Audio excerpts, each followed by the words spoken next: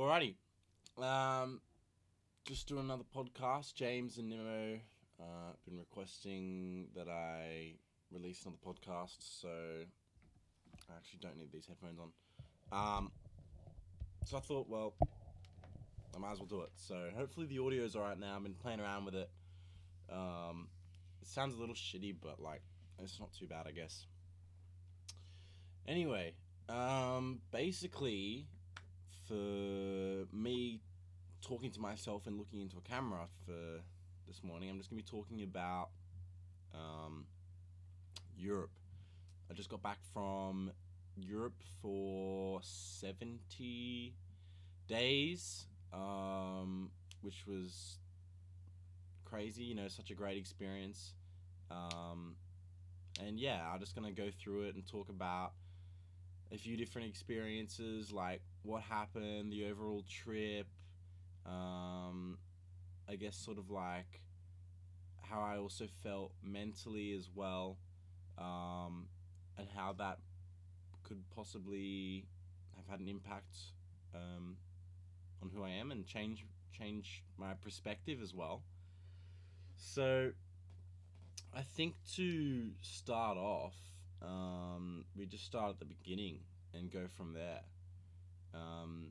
So Mitchell, who I travelled with, for the people who do know, obviously we went to school together and we're good mates. And he basically just said, "Yo, like, let's go to Europe."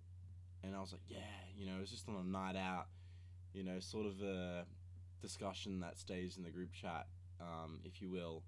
And then Mitchell came back to me later and said, like, "I actually want to go to Europe. You can either come with me or I'll go by myself," which was just perfect incentive for me to actually commit to being like, "All right, I'm in, let's do it," and to actually get the ball rolling, because otherwise it's like, I don't know, maybe not, like, you know, it just back and forth. You're really not sure, can't make a decision. Um, but the fact that he was able to be like, I actually want to do this, um, come with me, or I'll go by myself. So either way, it doesn't matter, but it's now or never. And then like a week later, we had flights booked. I spoke to my mum. She knew a travel agent, so I said to Mitchell, "Look, it's probably best that we have someone who can help us out if we get into any trouble or anything happens." And it's always good to have someone who's like experienced and they know what they're doing. So we booked flights. We got a travel agent. We spoke about insurance. Um, we just spoke about. I mean, we don't need a visa, obviously, because like we're Australians, so we have 90 days in Europe before we need a visa, and we were only there for 70. What else did we talk about? Just passports and stuff. I had to get my passport done. So did Mitchell. So there was a little bit of. I mean, we had to plan for the trip, obviously. So I think we booked flights like 2 months in advance. I really can't remember. And it was basically from there. Like Mitchell got another job, I got another job. So I know Mitchell's working at a cafe and like a restaurant. So for him, he was doing a lot of morning shifts and then evening shifts, and just really consistent like hard work. Like he was working a lot to save up. Um, and then for myself, I already had the cinema, and then I got another job at IGA at night. So sort of the same deal as Mitchell, just like working day and then working nights. So I had a few 12-hour, 14-hour days. So did Mitchell, and we both just like worked non-stop for 2 months, which actually felt really good. Um, it's like you don't have to focus on anything else. You wake up, you go to work, and then maybe you have a break and you go to a different job. And it actually didn't feel like from one job to the next, like it was just a 12-hour day. It felt like it was 7 hours and then like 5 hours. It sort of felt like you're starting again. So it didn't really feel like I had been wearing myself out, like working really, really hard for 12 hours. It felt good. Um, and just being busy felt really good. What else? Like, we were just planning, so we'd meet up and plan the trip. Like, which countries do we want to go to? Whereabouts in the country? How are we going to get there? What's our budget looking like? What do we need to bring with us? Like, what are essential stuff to bring with us? Essential stuff, I think, is just like passport. You need to have a way to spend money, so have a card that works overseas, and like data on your phone, and then just have all the spare paper copies of your passport, your insurance, like ID, like stuff like that. So in case you lose anything, you have that. Um, so that's basically the essentials, and then you just bring like we just brought like a week's worth of clothes, and a backpack, like in a big backpack, and then like a day bag, like just a regular small backpack, I guess. And then I had a little satchel sort of thing with all my valuables in it, so I could sort of have it on me. And also, in some parts of Europe, um, there are pickpockets, so you need to have sort of a small bag where you can sort of put under your jacket and stuff like that. So yeah, we just met up and kept planning for the trip. We'd already booked flights to London, so we knew that was our first stop. And then it was basically like, how long do we want to spend in these countries?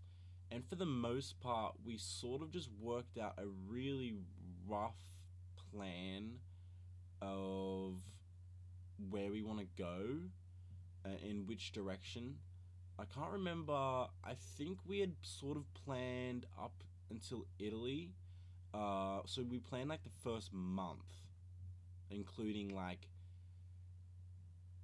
days, just like how long we're gonna spend there, um, and sort of like some things to do and how to get there, and like some places to stay.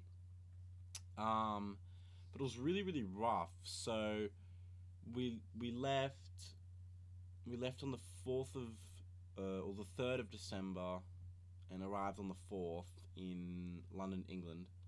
Um, Leaving was like, you know, I was excited. I wasn't really that anxious or nervous. I was just excited to be like doing it.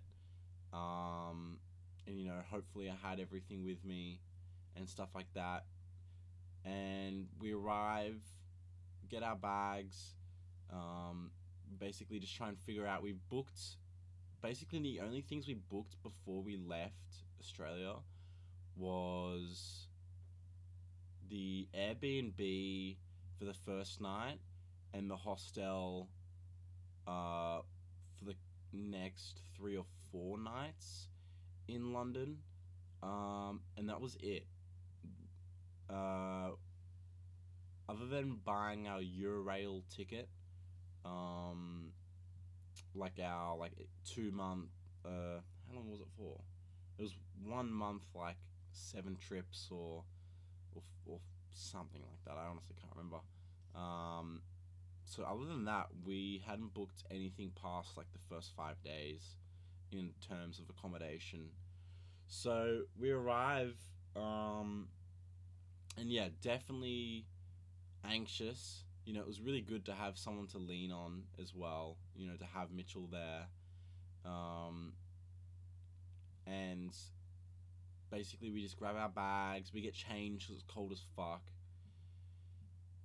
get our thermals on, we leave the airport, we get a tram sort of light rail, I think is the better term, from inside Gatwick Airport, to the train station. We then buy a couple of tickets, still a bit like, like taking some deep breaths. You sort of like, you've never been in this environment. You have like yourself and then one other person to sort of figure out what the fuck to do.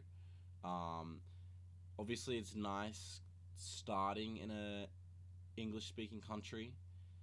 Going to England, so that way, at least when you're just getting on your feet, you can at least speak to people and say like, "Hi, excuse me, how do I buy this ticket? Like, what do I do?" Which is always really nice, I think, to at least start, if you haven't done something like that before.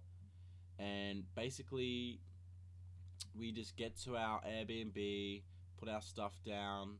I'm not really too sure what we did the first night. And one thing for me now, looking back on the trip, is to definitely like just bring a journal. Like write literally one sentence of each day at least. Like arrived, you know, nervous and anxious, made it to the Airbnb, went out and explored for the evening. Overall, good day. Something like really, really short, because I think it is really hard to actually like sit down and write consistently. But if you keep it really short, I think it's doable. This is not something that I did, but looking back, I think it would have been really nice to like look at a book and be like, day one, the 4th of December, London, where I was, what day it was, what the date was, how maybe like how I felt, what I did, and yeah, like something really really simple. But I did take lots of photos. So, oh yeah, that's right. So basically, the first day we arrived on the airport, we couldn't check in to the Airbnb for another 4 hours. So we arrived at 11 a.m. and we couldn't check in until 3 p.m. So basically, what we did is we just went to like central London, and just walked around with our backpacks on, looking for an O2 store to buy a SIM card, um, because neither of us had figured out data yet. That was something which was a bit like, I don't know, we'll do it when we get there. I guess we were just really relaxed,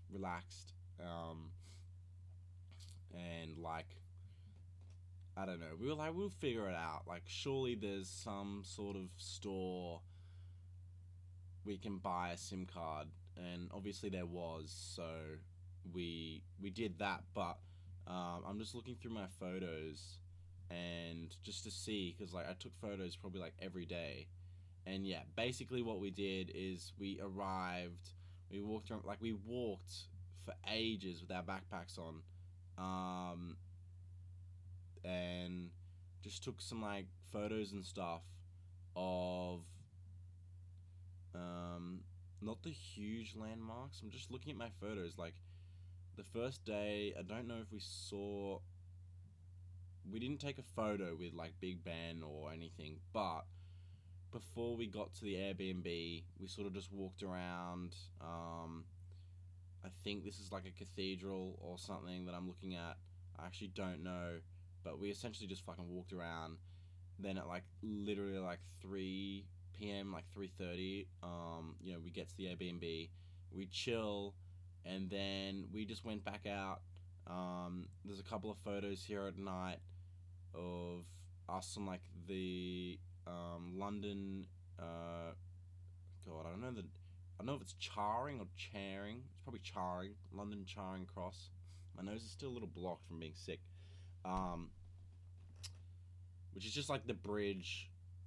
I don't know. It's just a fucking bridge, where you can see London Eye. So we got some really cool pics, and it's December as well, so it's like really festive. There was like some markets going on, and also the World Cup was just ramping up. Like the people have just gotten out of the group stage, so it had just sort of really started like getting really competitive, and that was going on. So we tried watching. I think I got the times wrong. Um, and the plan was to like go to a pub and walk around and like uh, watch the game, but I got the times wrong, so we sort of missed it, and the pubs were like full, like they just wouldn't let you in. But otherwise, we just took some cool photos with like under some like neon trees, like lit up with lights and stuff. And yeah, it was a really good first day. The second day here, I'm looking at my photos. We had a traditional English breakfast, which was amazing. It was like cheap. Um, it was cheap. It was like £7, £7. I don't know why I said quid. I don't know if that's the same. I don't even know what the fuck quid is. It was £7, so like 13 Australian dollars. But like it was a full English breakfast, so it was pretty cheap. And we just walked around and did some touristy stuff. Like we went to the British Museum. We split up. We walked around there for 3 hours. Like, I was just calling people, talking to my mate. And then this day, we went to our first hostel, and basically we decided like before we left, within this hostel there are a few options for how big of the room you want to stay in, and we were like, fuck it, let's just save some money and stay in like the cheapest room. And that means the cheapest room means the most people in there, and it was like an 18-person room. And we were like, fuck it, let's just throw ourselves in the deep end. Fucking shit decision. Mitchell and I think can both agree, especially now, that was a really fucking shit decision. Like, 18 fucking people, they're all guys, fucking sweaty, BO. Every fucking cunt was snoring. I swear to God, it was an orchestra of like some guy was just sleepwalking, conducting, just like people to snore. It was horrendous. It was so awful. It was so bad. I could not sleep. It was like the 3 nights. Honestly, I said to myself, if this is gonna be like this for the next 70 days, like I might kill myself. Obviously that's a fucking joke, but like, holy shit, it was awful. It was not fun. It was a really rough 3 night sleep. But otherwise, in London, like we just did all the touristy stuff. We met this really lovely person, Bella, Isabella from Newcastle, New South Wales. So we basically just hung out with her for like 2 days and got to know her, which was really awesome. She was a really cool person, and she gave us her like dictionary for like different languages and stuff. I'm not really, I don't know the actual name, but like translation and stuff. So just a really small book with like multiple languages. Because she was coming to the end of her trip, she'd just done like 100 days. I think she did like a month with her brother, and then she did the rest by herself. And she had been writing as well, which had been really cool. So yeah, so that was awesome. It was really cool to meet her and like just sort of have our first experience traveling. This is our first destination. Traveling on the train, like the tube was fucking shit. Like the trains come really often, which is nice, but holy fuck, it's so hot on those tubes. Like my god. Otherwise, I don't really know if there's anything else that memorable. Like we just did all the touristy stuff, like the fucking Parliament and a phone box and like uh, fucking the Royal Palace or whatever the fuck the word is. London Eye, Big Ben, like some sick statues and shit. Um, and then we got a train to Paris, and that was our first use of our Eurail. Um,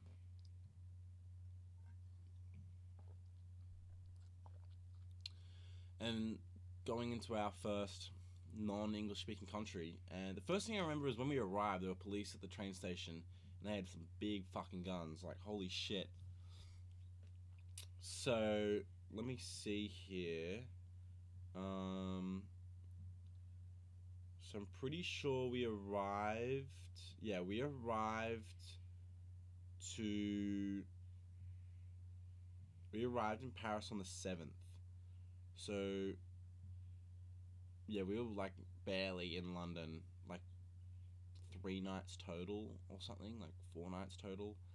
Um, yeah, we just get a train and then we get another, like, just regular train to where we're staying, and then it's like a 5 minute walk. We stayed at St. Christopher's Inn. It's like near a canal. Um, we just put our stuff away, and Mitchell, I think, I'm not sure if he was recommended this place or he just like, I think he just looked it up actually. I think he just looked up this dinner place. We were so fucking hungry. And there was this like meeting people sort of. Oops, sorry. Um, fucking hell. There was this like meeting people drinks sort of thing going on at the hostel because it was like attached to a bar. So it was like 8 floors, whatever. And then, sorry, my nose kind of blocked. And then the ground floor was a bar. So the hostel was running like a, just like a meet people, have a drink sort of thing. So I wanted to do that, and Mitchell wanted to go eat at this dinner place. So he ended up running to like the dinner place and checking to see like what time they close. And because we're in Paris, they close really late. Like people don't eat dinner until like 8 o'clock, 9 o'clock. Like that's their like peak dinner time. In between like 8, 9, and 10, like those 3 hours are when people are at a restaurant eating dinner. So, I mean, we joined in the fun, and I've got a photo here that says 9:30, and we're looking at the menu. So, and it was pretty full. Like the restaurant was really full. Um, it was scary. Like we knew no French, and you're still getting like we're still getting used to just even having the confidence to be like, bonjour, parlez-vous anglais, like, hello, do you speak English? Like, even building up that confidence to, like, go in a store and say just that, like, really took, like, quite a few goes at it. Like, with that dinner experience, our first night there, we ate some really fucking good food. And then we went to pay for the bill, and we just said, like, excuse me, could we pay for the bill? And the waiter's like, you have to try in French. It's just like a polite thing to do. He was really nice about it. He wasn't a dick at all. Like, he was super nice. And then he was teaching us how to say it in French, which I actually can't remember now. And then we were also like Google translating to just like listen to it and repeat it back to him. And then we gave it a go, and he was really appreciative of us doing that. And yeah, and it was really nice. It was really cool to like get someone who like have someone sort of teach us things that like we didn't know. Like it is a polite thing to try and learn a little bit of the language of the country that you're going to, but I think for the French, they're really proud of their language, as they should be. Like I think it's a beautiful language, and it's their country. They shouldn't have to necessarily accustom themselves to everyone else. Everyone else should just try to learn the basics. So the fact that that guy was really nice about it was cool. But we were stressing a little bit. We were joking at dinner like, it was stressful. Like you have to get out of your comfort zone. Like if you want to eat food, you have to go somewhere where they speak French, and you have to ask them, do they speak English?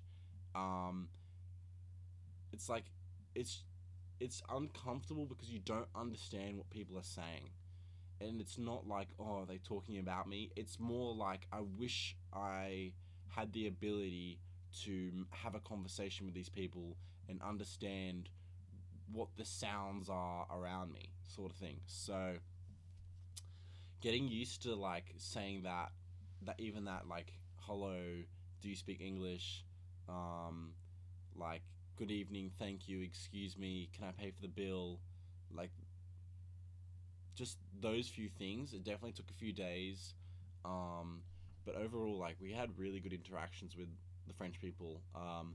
I know that it's really common for the French to be rude, but at least within our experience, because Mitchell and I were obviously traveling together, so we had a lot of the same experiences. Everyone was really nice. Everyone was really polite, very helpful. I think that also comes with us actually trying. I know that for a lot of people, I think especially the people within the UK don't try. Like a lot of like just people in the UK from like Scotland, Ireland, England, wherever. Like they go to these countries, they go to France, they go to Italy or whatever, and they don't try saying the very basics like hello, do you speak English? They just don't care. They don't give a fuck. They just speak English and they expect you to like know what you're saying. And I think that's why, at least in some cases, the French are rude. So for Mitchell and I, maybe we were just like lucky, but we also went in there trying to speak French, and I think having a little bit of effort actually showed, and earns a little bit of respect with with the people. Um, so in France, we let me have a look at some of my photos. So in France, we went to the Louvre, um, which was just amazing. I mean, it's fucking huge. Like, there's like three main sections of the Louvre. Like, it's so fucking big, of like different, I like eras of art. I guess is the right way to put that. Um, we just walked around, like Notre Dame, and there was no real plans. I guess it was like, oh, let's go here. Like we went to the Pantheon, which was sick. And again, just like getting out of your comfort zone, having to speak, try and like at least try and speak the basics of French. And when you're just starting, it's like, fuck, how do I say like, do you speak English? Like you get in your own head. Like especially the longer you're in a line to like be served, the more you're in your head. Like fuck, how do I say this shit? But you just have to do it. And yeah, I saw the Mona Lisa. Um, I don't know what to say about the Mona Lisa. Like it's cool, I guess. You can. It's sort of like a thing that you can just say like, oh, I've done it. Like I've seen it with my own eyes. Honestly, I don't really understand the hype around it. Like I obviously sort of know why, but like there's a huge fucking painting like on the other wall behind the Mona Lisa, which is like fucking crazy. It's like 100 times the size of the Mona Lisa, and it's absolutely unreal. So I remember seeing like an Instagram reel or some TikTok or some shit of someone like at the Louvre, being like, "Oh guys, I can see the Mona Lisa. It's alright, whatever, whatever. But look at this fucking painting behind it, which no one gives a shit about, and it's fucking incredible." But there's some really cool things in there, and Mitchell and I split up. Um, we also met someone in the room that we were staying with. His name's Keys, who knows our friend James, who this podcast is like partly for. Fuck you. Um, which is crazy. Like the fact that we were in Paris, in like a 8-person room. We meet someone. All right, there's like one Aussie. There's another Aussie there. We find out not only is he from the same state, New South Wales. We find out he's from the same suburb as like where Mitchell's living, And then we find out he's met one of our friends on a night out. So that was crazy. So we went to the Louvre with him. I think that was his second time in Paris as well, and then we were there until dark. We walked around. We were like, "Fuck, let's go walk from the Louvre to Notre Dame," which is like fucking. It was way too far. So we ended up walking through the park and then getting the train. Because I was like, "Fuck this shit! Like, I'm not walking this far." Mitchell's like, "Nah, let's do it, bro. It'll be good." I put my foot down. No, I'm not fucking walking that far, you dog. It was so far. Plus, we just like I think that day we did over 20 kilometers walking. Like I could look back through my phone, on that day. I'm pretty sure we were talking about it. It was like because like you're just walking around the Louvre, like just from like I got lost. Like I could not find my way out. Because we were there until close from like mid afternoon. So we were there for like 3-4 hours or something. Um,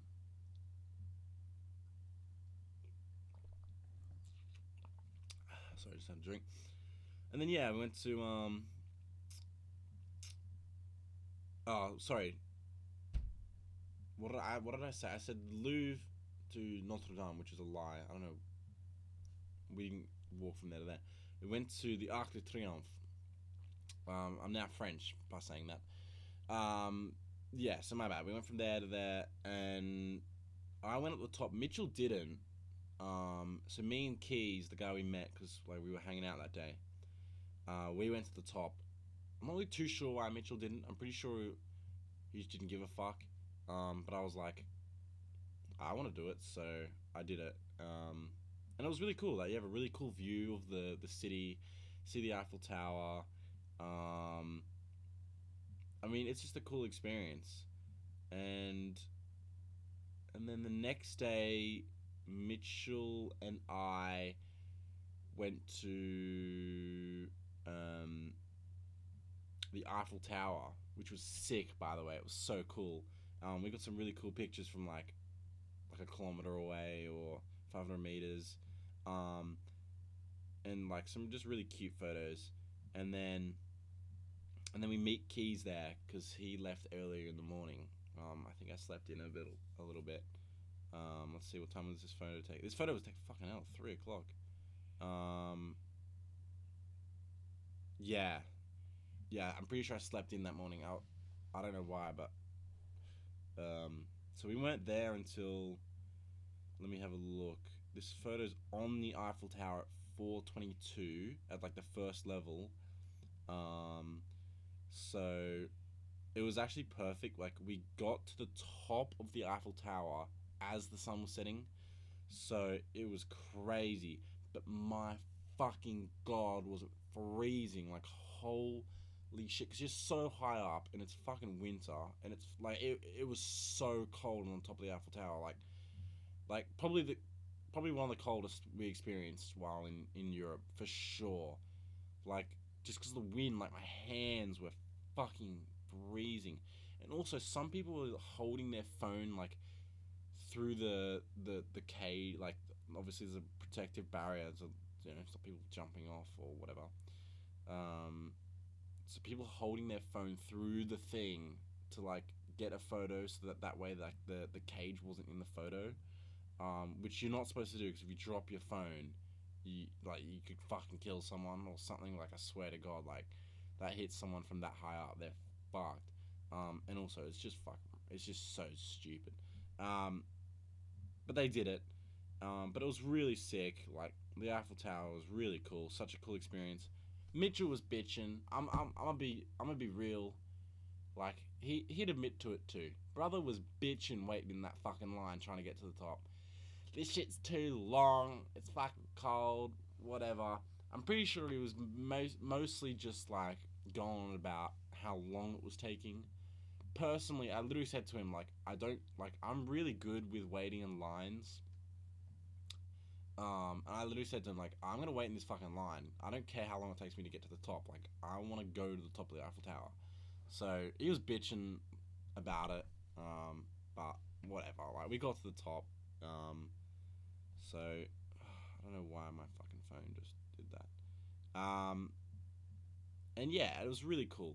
So, um, Mitchell was fine, obviously, but I'm gonna just throw it out there, throw some shade. And then yeah, the World Cup was on, so we get back and um, the World Cup's like we're staying in a pub. Like we're not staying at a pub. Sorry, it's a hostel, but there's a pub at the bottom. So the pub was fucking packed. I'm trying to see on my phone who was playing. It was Argentina versus God, who was playing? There's Messi. Argentina versus fuck. I don't remember. I'm trying to look. Nah, it's too blurry. Um, but I've got a couple of videos. Like the place is packed and is going crazy. Like when someone would score or whatever, like the place would just erupt. So it was a really cool experience. I mean, the atmosphere was so awesome. Like, we met some other people in our room, some Chilean brothers. So we were chilling with them, watching the game. And I'm pretty sure we went out. Yeah, we went out that night to a club. And basically for like 3 consecutive evenings, I went out clubbing and got back at like 6 a.m. onwards. So I was fucked. Like that was the last 3 nights in Paris, and I went out every night to like a different club, and just met like um, the second night we met some two Scottish girls, and then a British guy joined us as well. So it was like a group of like 7 of us, like the two Chilean brothers that were staying in our room, myself and Mitchell, the two Scottish girls, and the English brother. So we went out, and then a group of us went out again the third night. And basically we just, where is this? We just went out. Oh, I also went on a date with a French girl.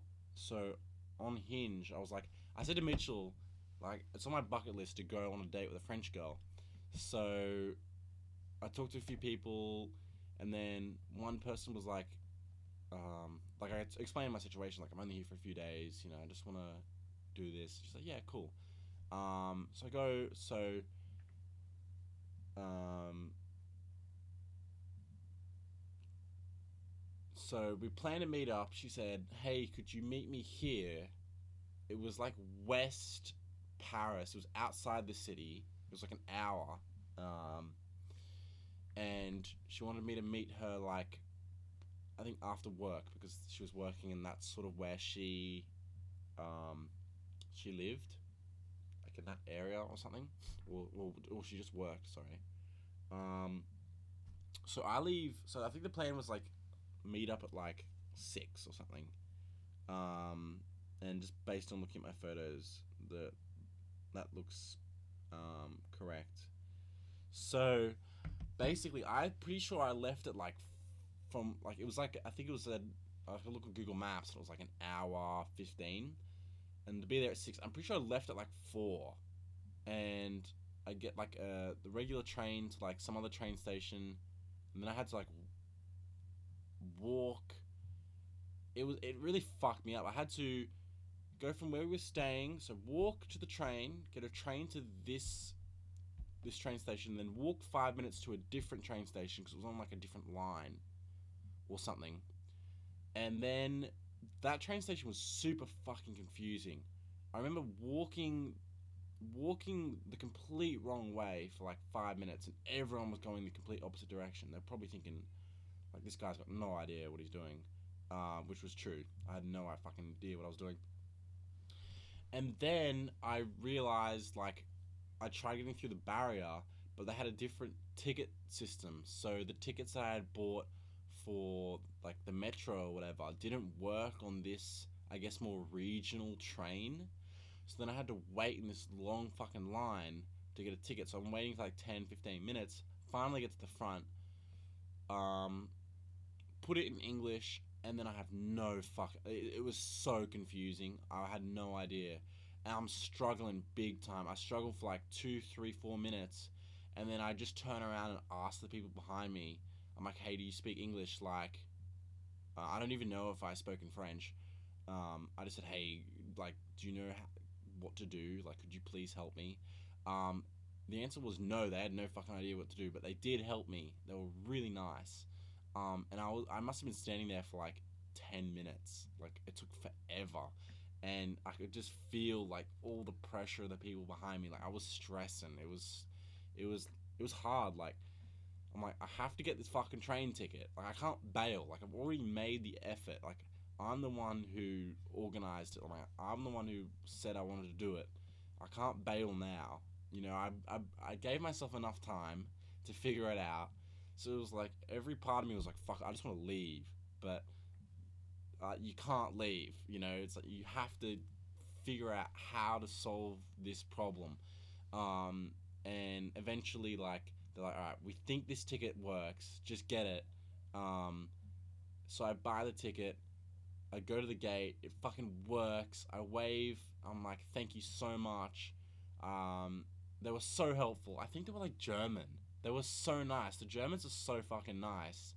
Um, and yeah, and then I get this train to wherever the fuck. Um, and it actually takes like I get there at like 6 o'clock, and there's a game going on as well, and everyone like so many people were on their phone trying to live stream the game. It was like Morocco versus someone, um, and then Morocco wins, and it's just going crazy. Like people are blowing air horns, waving flags, like on train stations and stuff. Like everyone is just out and about. There's a lot of Moroccans in France.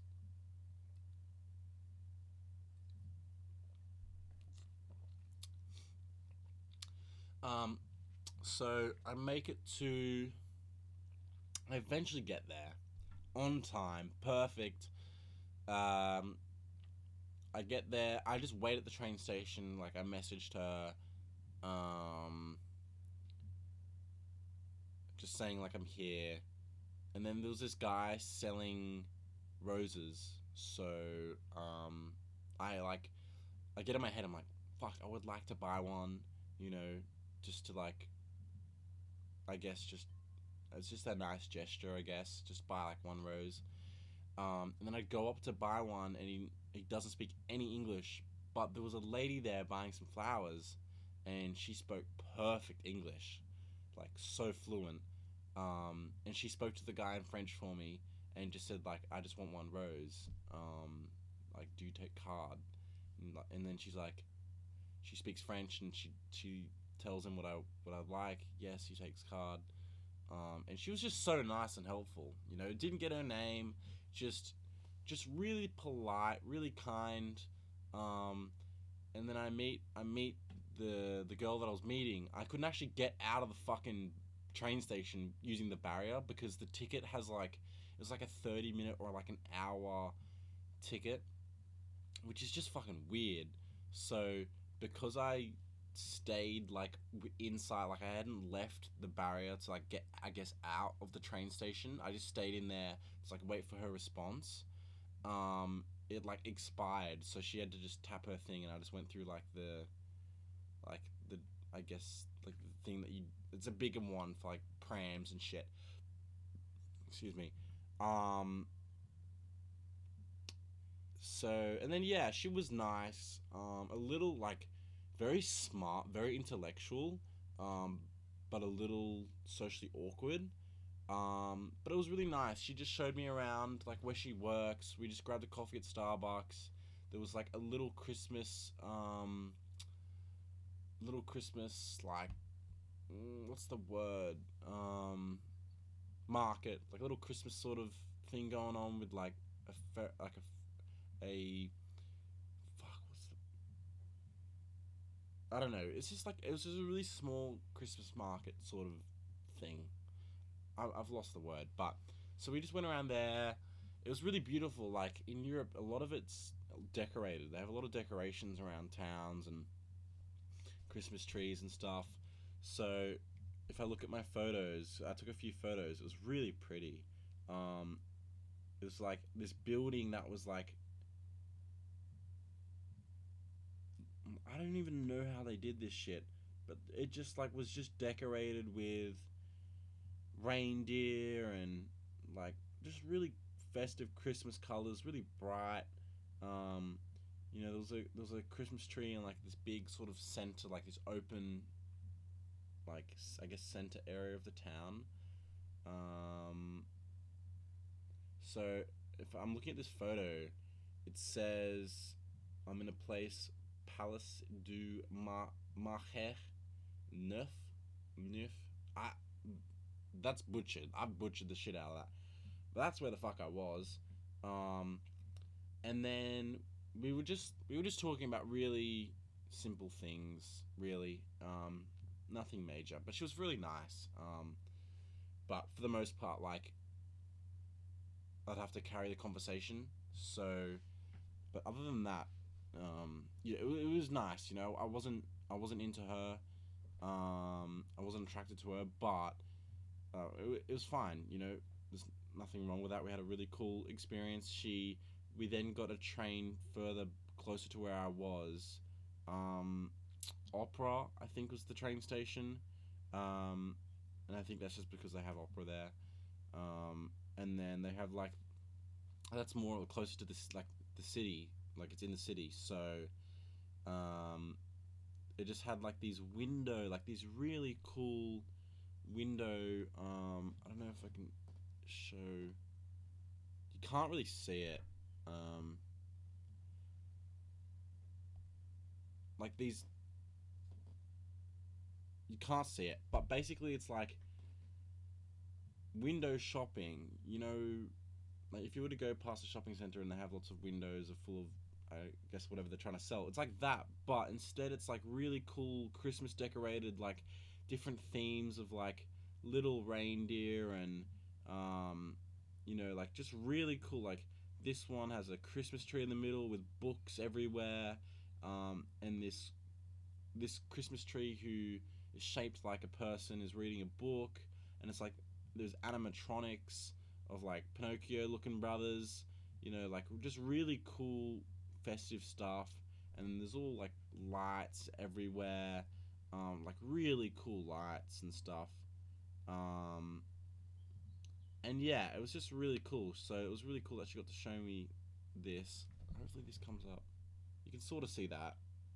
Um, Not really, but like you can sort of see the figure. There we go. Like the animatronics and stuff. Like that's a window. Um, so yeah, it was really cool, and just all of them have different themes and colors. And she was talking to me about I don't know, like she goes every year with her mum and stuff. Um, so she's French, but she speaks French, English, German, and maybe something else, which is just crazy. But it's a very European thing to speak fucking uh, 4 languages. And we basically just hung out for like 2 hours. Um, I think it was about 2 hours we hung out for. Yeah, maybe 2.5 hours, and it was nice. But then I went back and watched the. I went back and watched. I wanted to watch. Was this England versus France or something? Mm, no, France versus. Yeah, France versus England. Um, because obviously, like that's a fucking huge game. Like we were just in England. Obviously France, like the home team. Um, and what is this? This is the this is Harry Kill. I'm pretty sure his name is the 83rd minute. He had a penalty. I think this is the second penalty of the game for England. I think he scored the first one. It's 2-1 to France, and he misses the penalty. And like, let me see if I can show you the audio.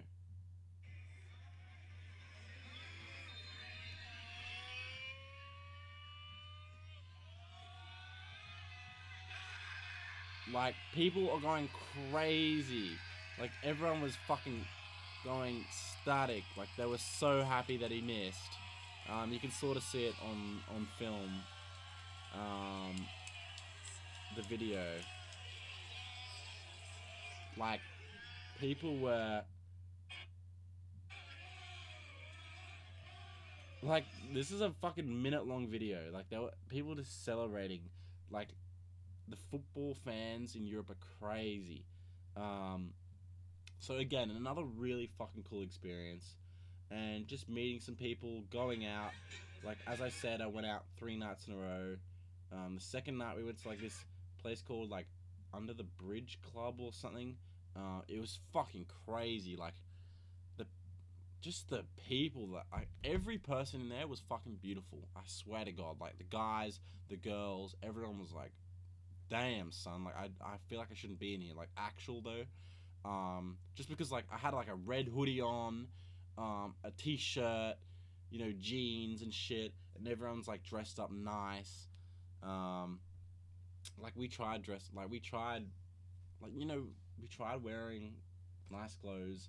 And the only reason they let us in is because we were foreign, which is a cool thing because like I guess it was a really sort of like a really diverse club, but they also want to make it like a bit more higher end, I guess. Like they really want to make it sort of a club where you like that's the club. Like you want people to go there. So yeah, the only reason that they let us in is because we were yeah, from a different country. So that was good. So yeah, that was nice. And yeah, not a lot. That was basically it for Paris. And then next we traveled to Liège. So we got a train from Paris to Brussels. We used our Eurail. No, actually, that's a lie. We got a bus. We got a Flix bus. We got a 4-hour bus, to which at the border, I'm gonna say we got stopped by police, which I think is it's just a routine thing, but I'm not too sure actually if it's a routine thing. I'm kind of making that up. But obviously, like, no, I don't know. But we got stopped by police, and they just like checked our passports and shit, make sure like, you know, we are who we are and we're allowed to be there and shit. And they were all really nice. Like I lost my voice completely. Like this, like the very last night, I could not talk, and it was really funny because I was like, Mitchell went to bed and I decided to go out, because I was really getting along with this Scottish girl, and she was like, "Fuck, it's your last night. When are you gonna be in Paris again? Come out." I was already feeling under the weather, and I still had my voice at this point.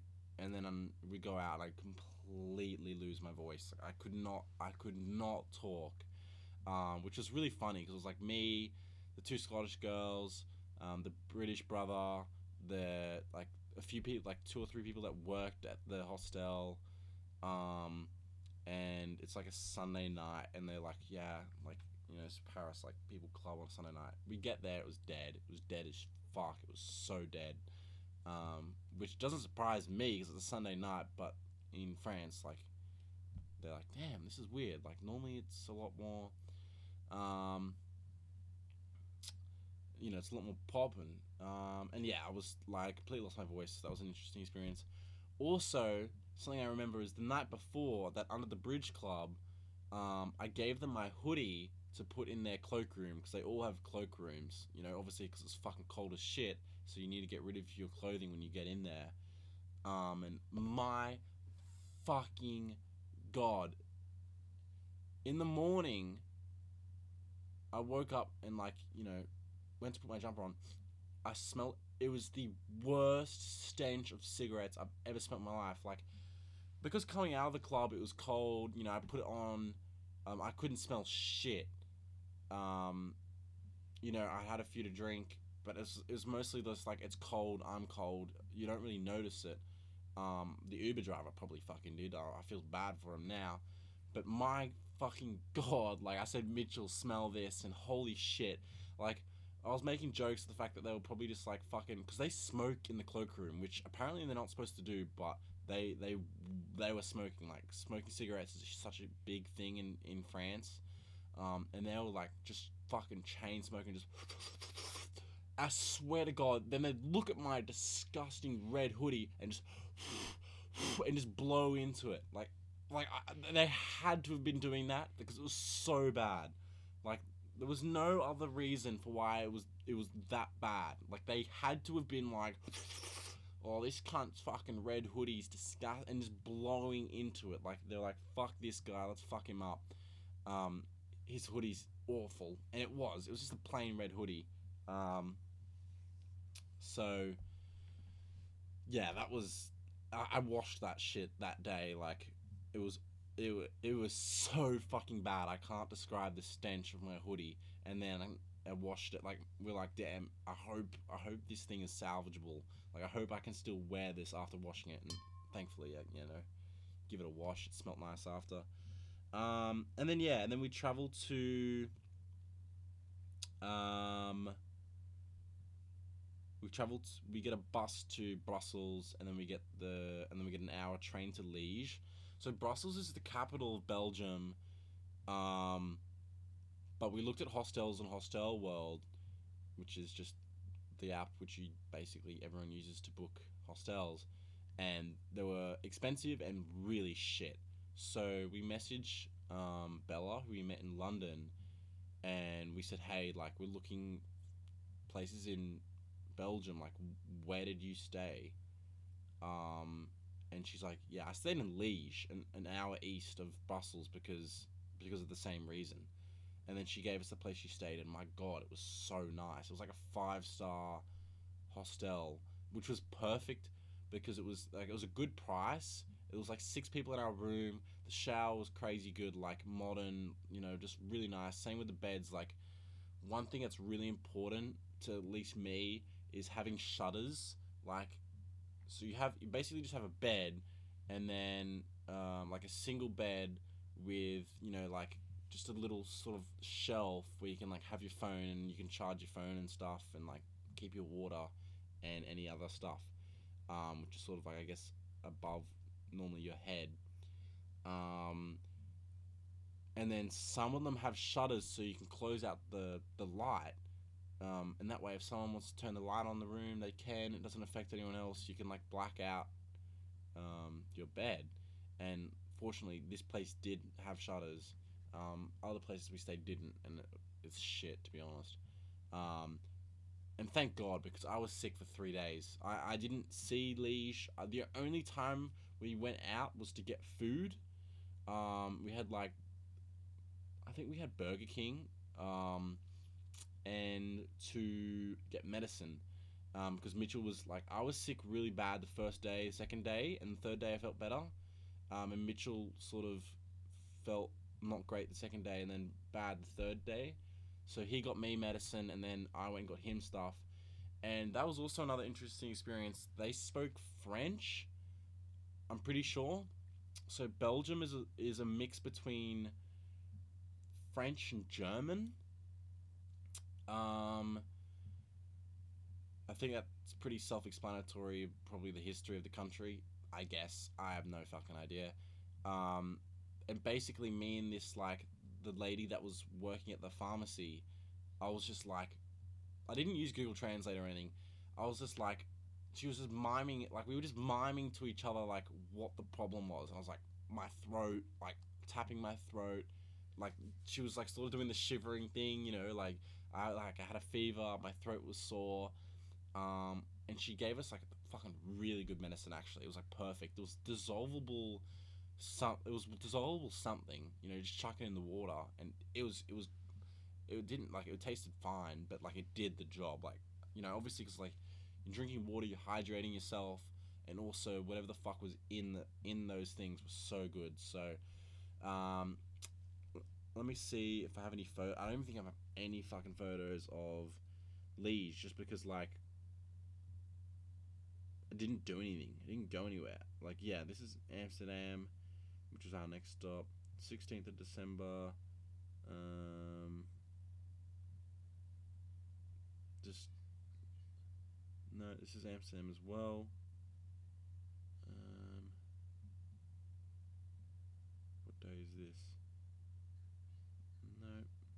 Oh, here we go. I got a photo of us just watching the World Cup. Um, it was Argentina versus Croatia. Obviously, Argentina won. And yeah, I have no photos of Liege. It was just me in bed for like, let's see, this day is the 12th, and then we left on the, I think, with the 15th.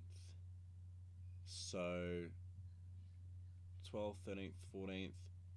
So yeah, we were there for 3 nights in Liege, and I was just sick the entire time. The whole fucking time I was sick. Um, like, there's nothing else to talk about. Just went out, got food, medicine, watched a couple of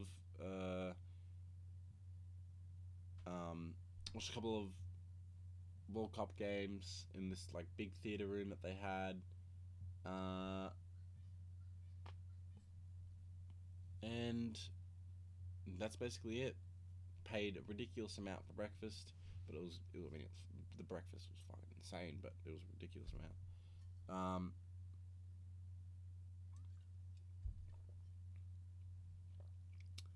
and then yeah, next trip is to Amsterdam. We got the train there. Did we get the train? We got the train there. So we got the train back to Brussels. I'm pretty sure.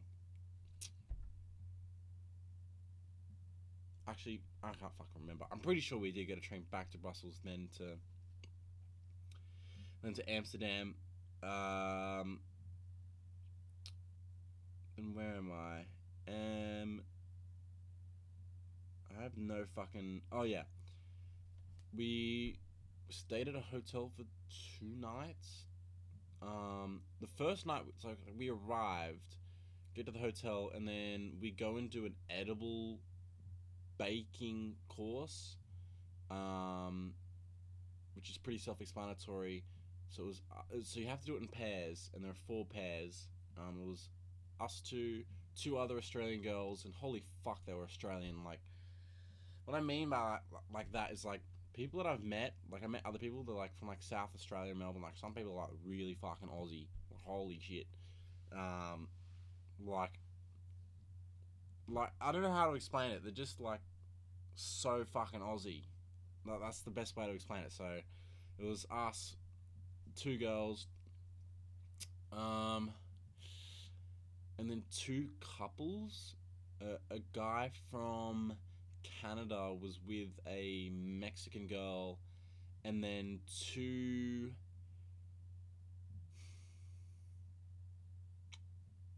an Irish couple. I'm pretty sure, and they were all really lovely. The course was really cool. The guy was he was from England, but he'd been living in Amsterdam for a few years, and he was so informative, very educational. He does it twice a day for like a few days a week, and it was actually his last one before he went back to the UK for like a good month or two. So the fact that it was just we just time like it just happened to work out. The fact that we wanted to do it on our first night, so that we'd have these fucking brownies for like while we were there, and the fact that it was also just his last one for a little bit. And yeah, it was a really cool experience. Basically, just met up at the at some coffee shop, a cafe, which is basically just like a weed cafe, I guess. Like, they just call it a cafe, but um, obviously there's a difference between like getting coffee and smoking weed. So we meet up outside, and yeah, meet these other people, talk to them like, hey, you here for this? Because we were a bit lost. I'm like, yeah, we are. I'm like, oh, okay, cool, awesome. And then he comes. You go in, you buy between half a gram and 1.5 grams of hash. I actually don't fucking know what hash is. I'm not gonna lie. He probably explained it. Like, I'm really not sure like what hash is. It's weed, but like how it gets turned into like this little brick of weed, if it's like condensed down, or I don't know how it works, but um, and then they just explain like the difference between indica, and sativa. It's like one more puts you sort of to sleep, one might give you a bit more energy. Um, different sort of I guess high depending on what you want. Um, Mitchell wanted to go 1.5, but I said let's just go one. So we went one because like it's an edible. It's like it fucks you up good. So I'm like, it'll be. We don't need any more. Um, and yeah, you just do the course, and it's just really informative, very educational. Just talks about Amsterdam as a whole, like how to fucking cross the road. Um, in Amsterdam, it's like there are crossings, but unless you step onto the road, cars will not stop. So obviously in Australia, it's like you wait at a crossing, cars will stop. Whereas in Amsterdam and other places in Europe, you have to actually you have to walk on the road for them to then stop. Um, and it's just talking about things like that, and the like sort of the red light district and how that works, and how the like weed industry works, because like certain things are illegal and certain things are not, and blah blah blah blah blah, and like the smoke shops, the like coffee, the cafes can only hold a certain amount of weed, um, before it then becomes illegal. So like every half an hour they have to like, or like I forget what it was. It's like every half an hour, like like really often they have to restock weed. So like they just have drivers. So the people delivering the weed to the shops, the people carrying that weed, it's illegal for them to have that much weed. But as soon as it gets into the cafe, it's legal. So it's like a really weird sort of system. And it used to be like really mob run, I'm pretty sure. And it was just really informative about lots of things. And it was like even if it was just a brownie making course, like just a regular brownie with nothing in it, you know what I mean? Like it still would have been a lot of fun because it was really, the guy was really nice, educational, and really cool. So that was fun. And basically just stay in the hotel for the first 2 nights to sort of like give that a go in a safe space. Because you're in Amsterdam, like that's what people go there to do. And we're like, let's like, um, it's been a safe space to like do that.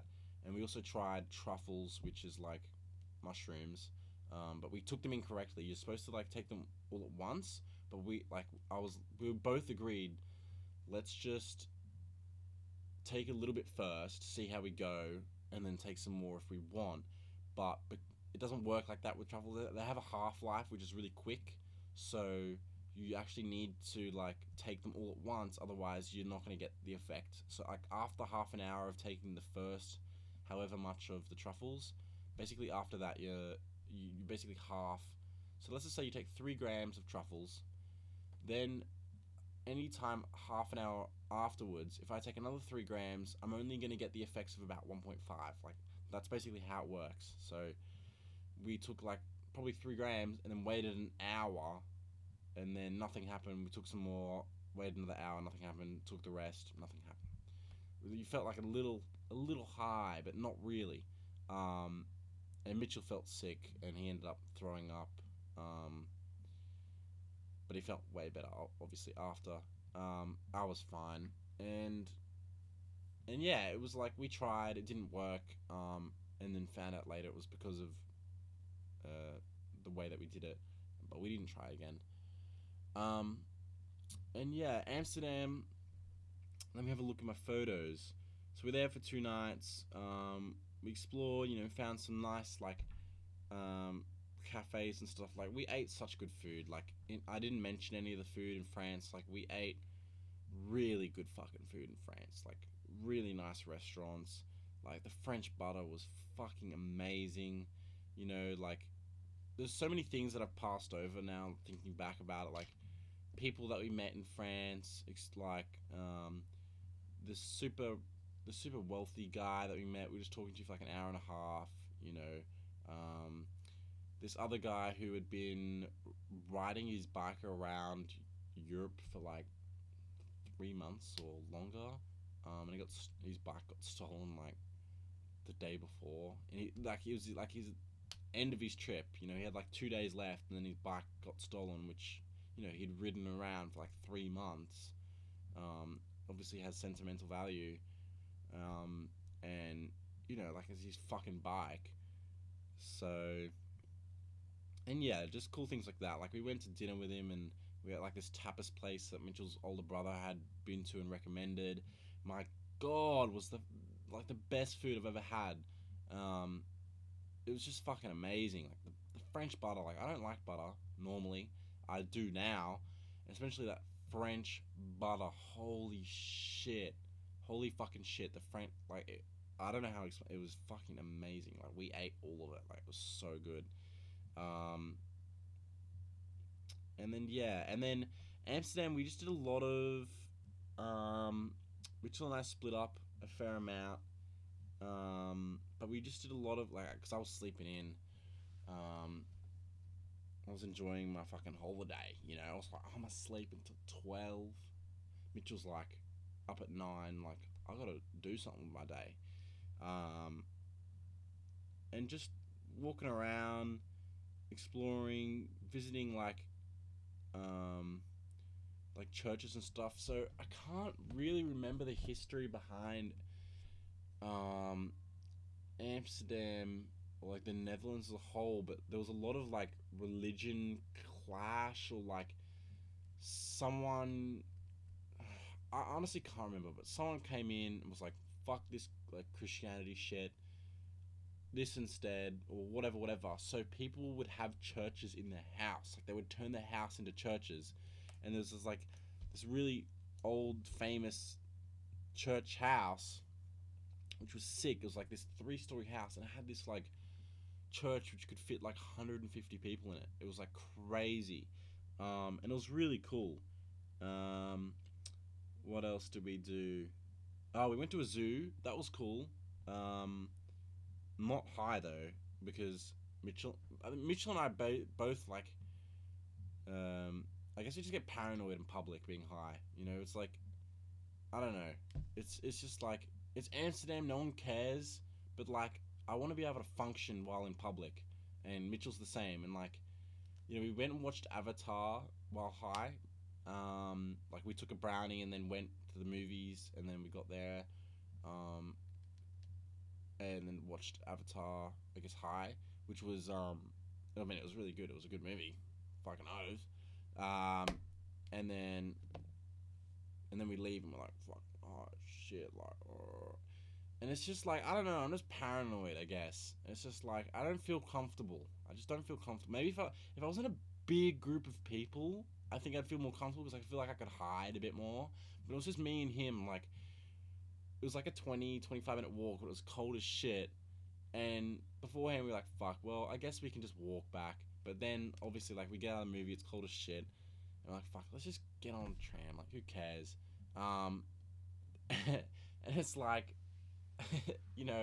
I think it took Mitchell a hot second to like tap his thing to like pay for the tram, and it's just like we're both the same. It's just I'd rather just be fucking unless I'm in a huge fucking group of people. I'd rather just be, I guess, aware of what's going on. Um, the zoo was cool. We saw some mean fucking lions and shit.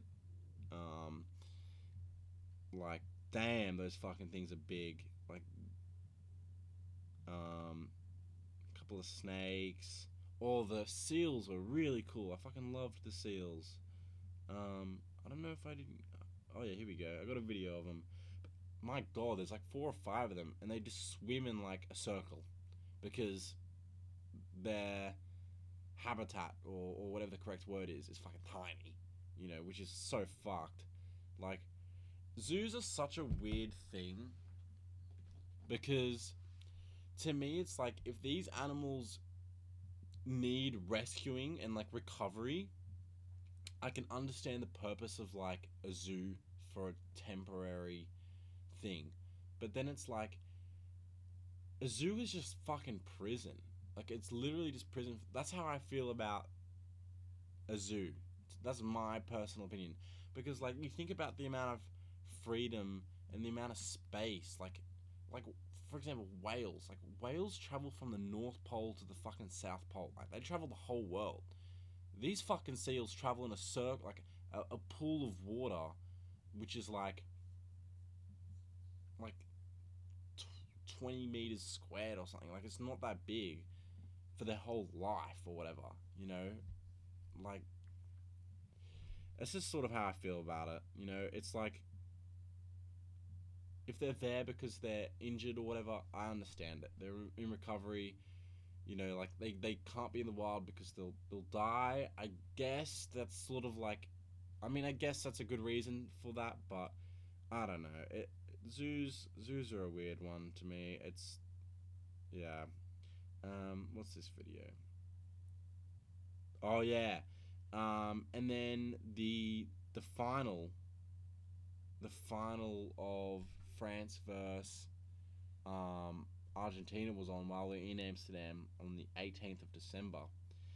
And again, we stayed at another St. Christopher's Inn because it's a chain. There are quite a few of them. And again, has a bar as the ground level, and then rooms in the levels above it and whatever. And it was fucking packed. It was like the first. I remember the first 70 minutes of the game were kind of boring, because I think Argentina was like 2-0, and I was rooting for France because we'd been to France, and um, I wanted them to win, I guess. And then after 70 minutes, it got crazy. It was, and then I think the game was 3-3, and then went to penalties. And it's just like the atmosphere, like everyone's just like this is it, you know, this is the decider. And the fact that it went to penalties, um, so I think Mbappe's shooting. I think Mbappe's shooting. And then let's just hear the crowd's reaction. Um, I don't remember. I think he scores, but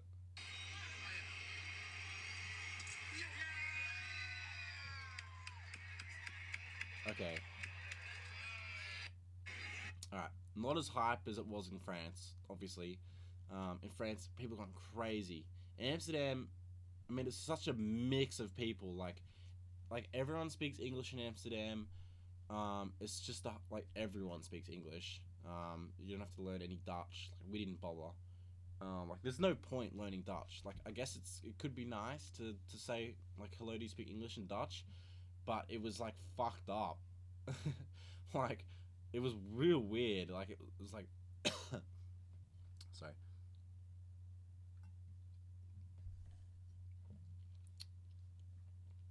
Like it was like long and just like hard to remember, so we just didn't try. But again, everyone does speak English, so it's not like there's nothing wrong with that. And then yeah, we saw the final, which was really cool. It was really chill, to be honest. Amsterdam, like we just walked around, saw a few like different cathedrals and churches. Like we saw so many fucking cathedrals and churches. Um, Ate really good food. Again, just like really good places for food. Checked out fucking. Oh, we went to Rotterdam for a day, which was really cool. Um, I got a photo here of Mitchell. I think he's yawning. Um, I remember being tired as shit. But yeah, we went to Rotterdam, and I think Anne Frank's house or some shit. I could be making that name up. It rings a bell. I don't actually know who she is. I can't remember. But there was some like really cool stuff, really cool architecture. We just we just walked around all day. Um, just checked out a whole bunch of museums and stuff. There was really weird museum, like real weird. Um, and yeah, it was really nice. It was really peaceful in Rotterdam. It was really chill. It was definitely a lot different to Amsterdam. And then we checked out the Van Gogh Museum in Amsterdam, which I really enjoyed. I really enjoyed getting um, to like learn about him, his life story. I mean, his paintings are fucking incredible. They're so cool. I took so many photos of his paintings. Um, there were some of them which like they're just so cool. They honestly, it's just some of them are just fucking fantastic. Um, and other than that, like, so it was very social in Amsterdam, and we were staying in an eight-person room. Um, and one night, I don't remember when it was, but Mitchell and I like, I mean, we're in Amsterdam. We're fucking 21. We're like, all right, we want to check out something like within the red light district because like you're in Amsterdam. It's an experience, you know.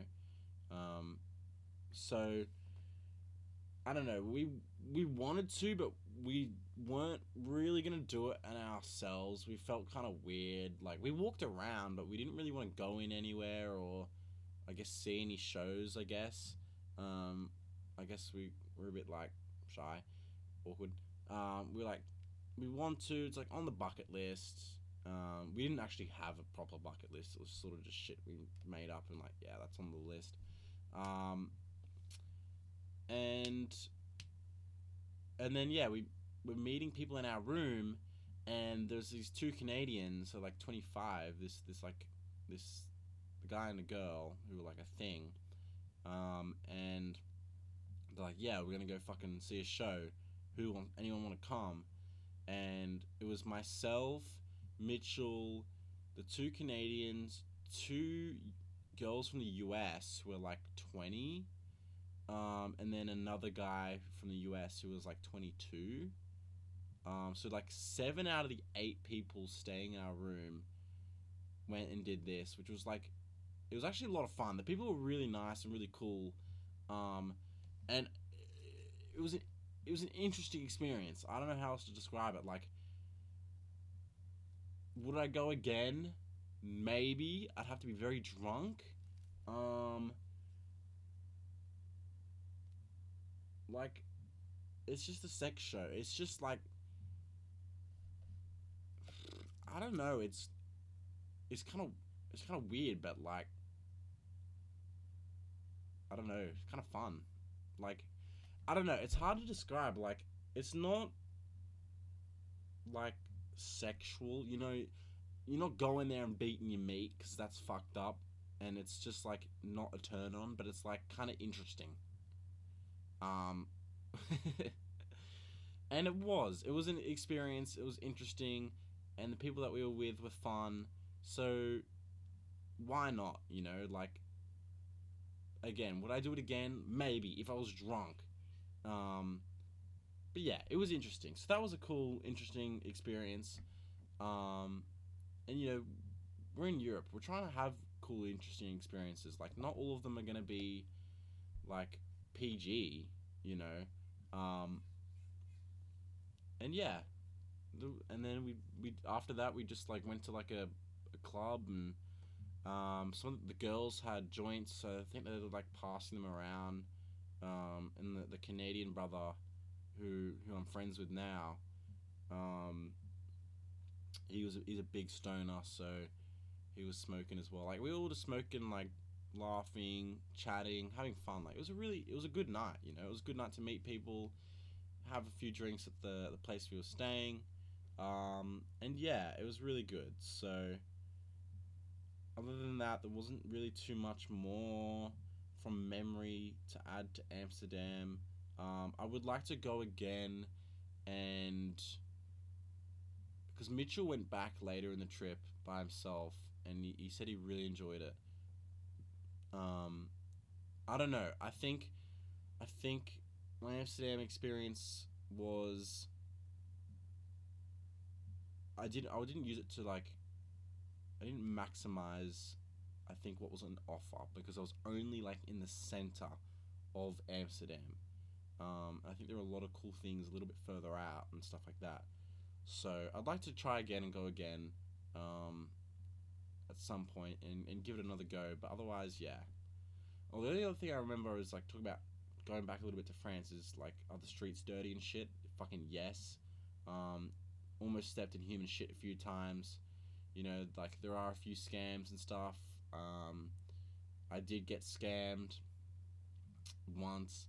It was myself, Mitchell, and Keys, who I mentioned earlier, and we were walking, and some homeless guy like put his cup full of money. It wasn't full of money; it had a few coins in there. In front of my foot as I was walking, and I kicked it and knocked it over. Mitchell instantly locks into like, all right, I'm gonna observe what's going on to make sure we don't get fucking robbed. So Mitchell steps back and he's watching to make sure we're not getting pickpocketed and shit.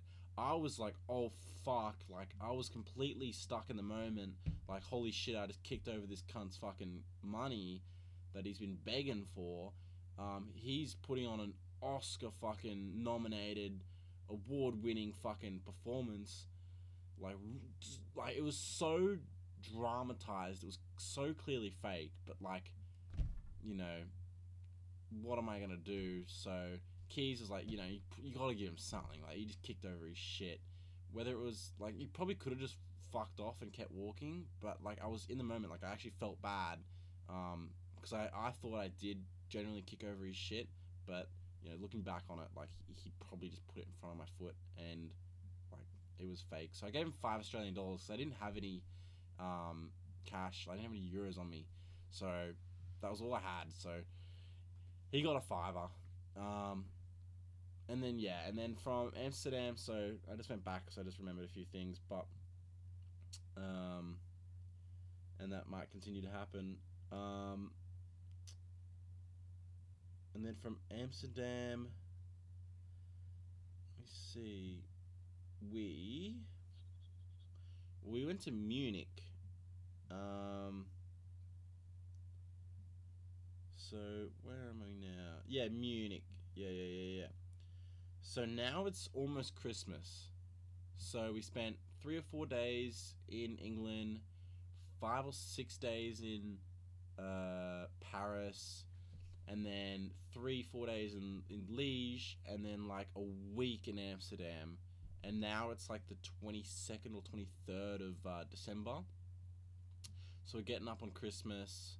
And yeah, we stay with some family friends of Mitchell's who are really lovely. They were so nice. Like, we get there after a long train. I think it was two 4-hour trains, to which we didn't have a seat for the half of it on the first one, and I can't remember the second one because Mitchell was like, "We don't need to book a seat. I'm not paying $7 to book a seat when we can just get on the train and like find a seat."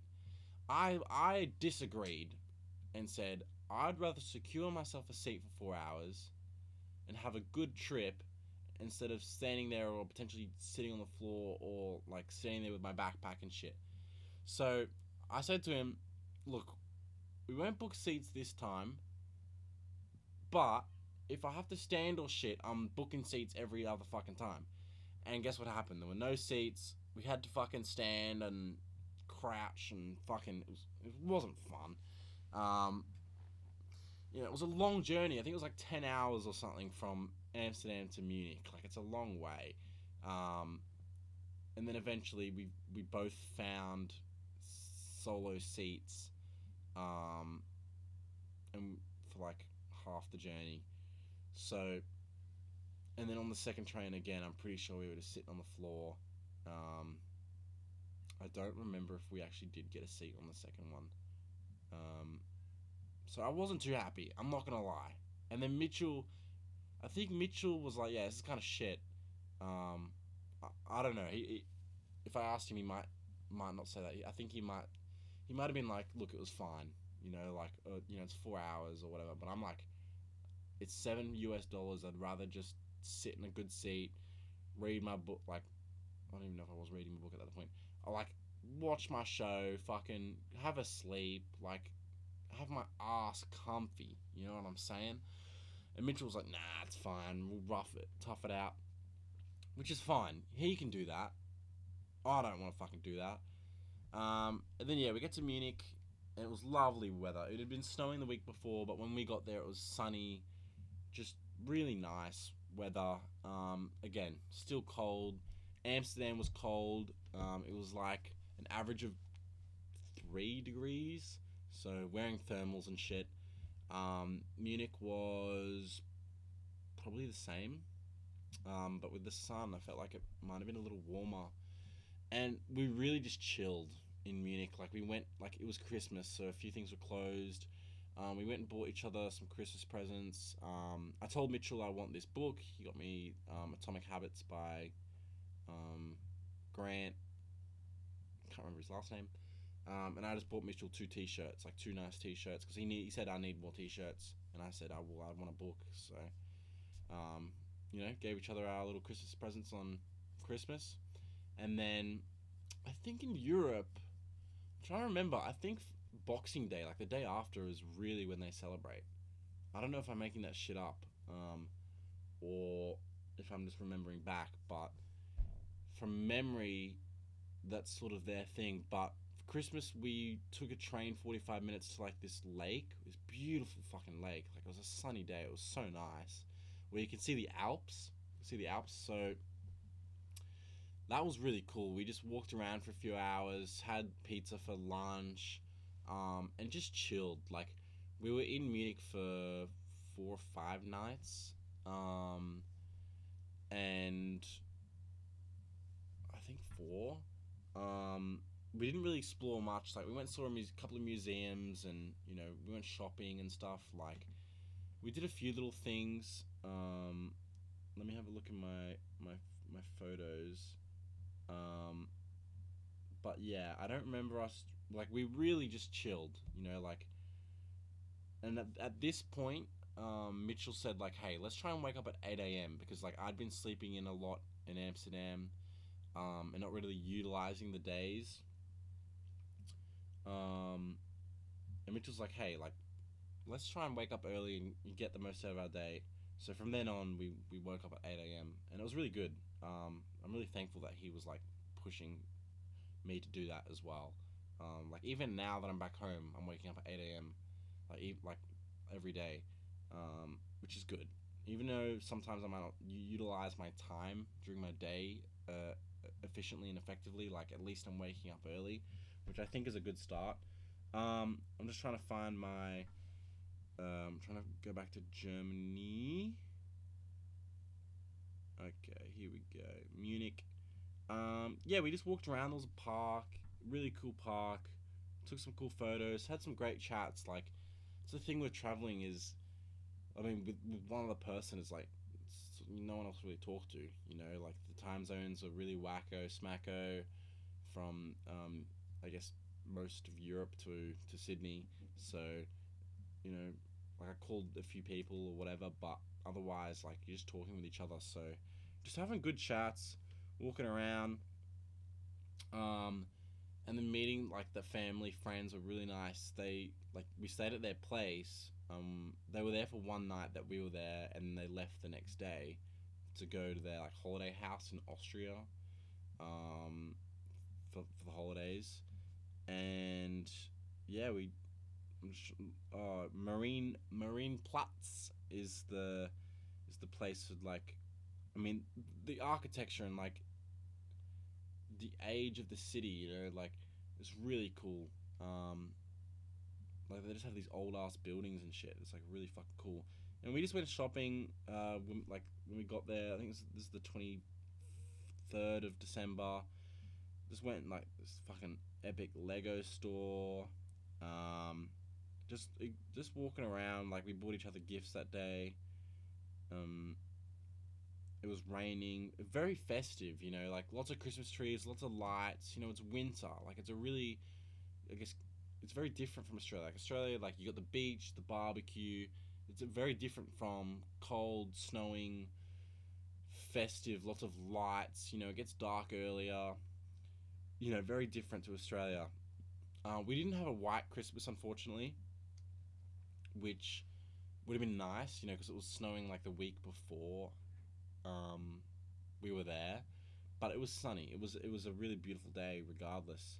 Um, and then within this park that we were close to, they had like these little Christmas markets selling like waffles and coffee and like, and then also yeah, it was such a beautiful walk, like it was such a good day. This is the 24th of December, and then I have a photo here. It was fucking hilarious. Mitchell and I walked up to like this old um I don't know, I can sort of show you. I don't know really know how to describe whatever the fuck this is, but like this really old thing. I don't know what it is. I don't know how to describe it, but I showed it to the camera. So if you're watching the video, then um, you can see it.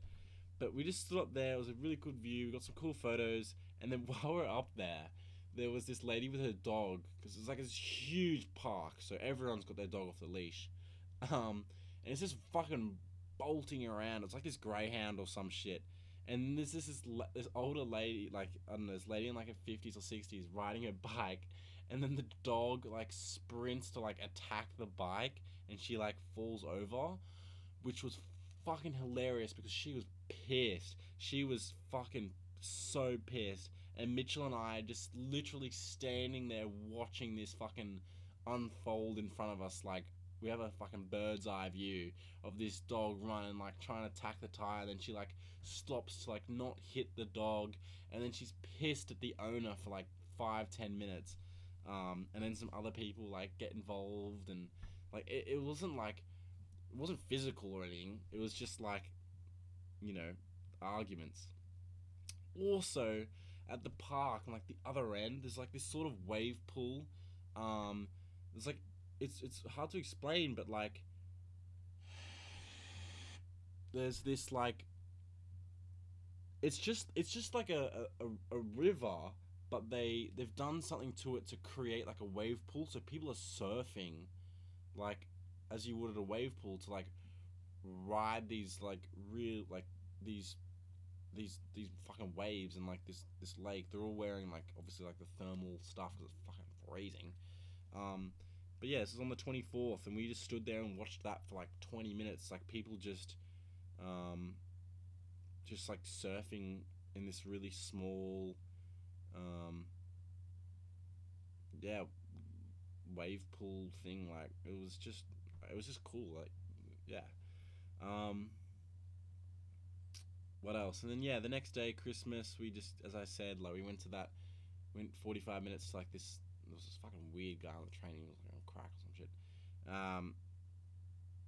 And we just walked around. It was really scenic. The water was fucking so clear, and it was actually nice. Like if we had brought like board shorts, we would have gone for a swim, um, and a towel. But it was such a beautiful day. It was like just a perfect day, really. Um, and then yeah, and then we just chilled. Like we cooked. We as in Mitchell, mostly. You know, I was like the vibe dude. I was like there trying to help. I think I did a little bit of cleaning. I'm not really too sure. Like, Mitchell actually got really sick. Like, I made sausages, and he helped me with like the mashed potato and stuff, which was really cool, and like a sauce. But he got really sick after that. For the next like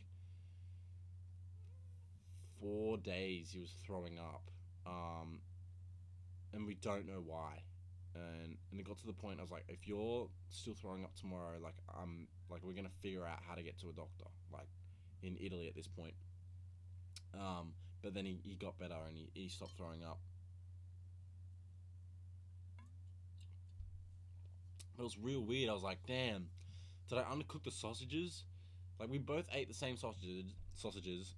I've cooked sausages plenty before, so I was like, damn, did I just fucking give Mitchell food poisoning? But I don't know if food poisoning lasts 4 days. So it was really weird.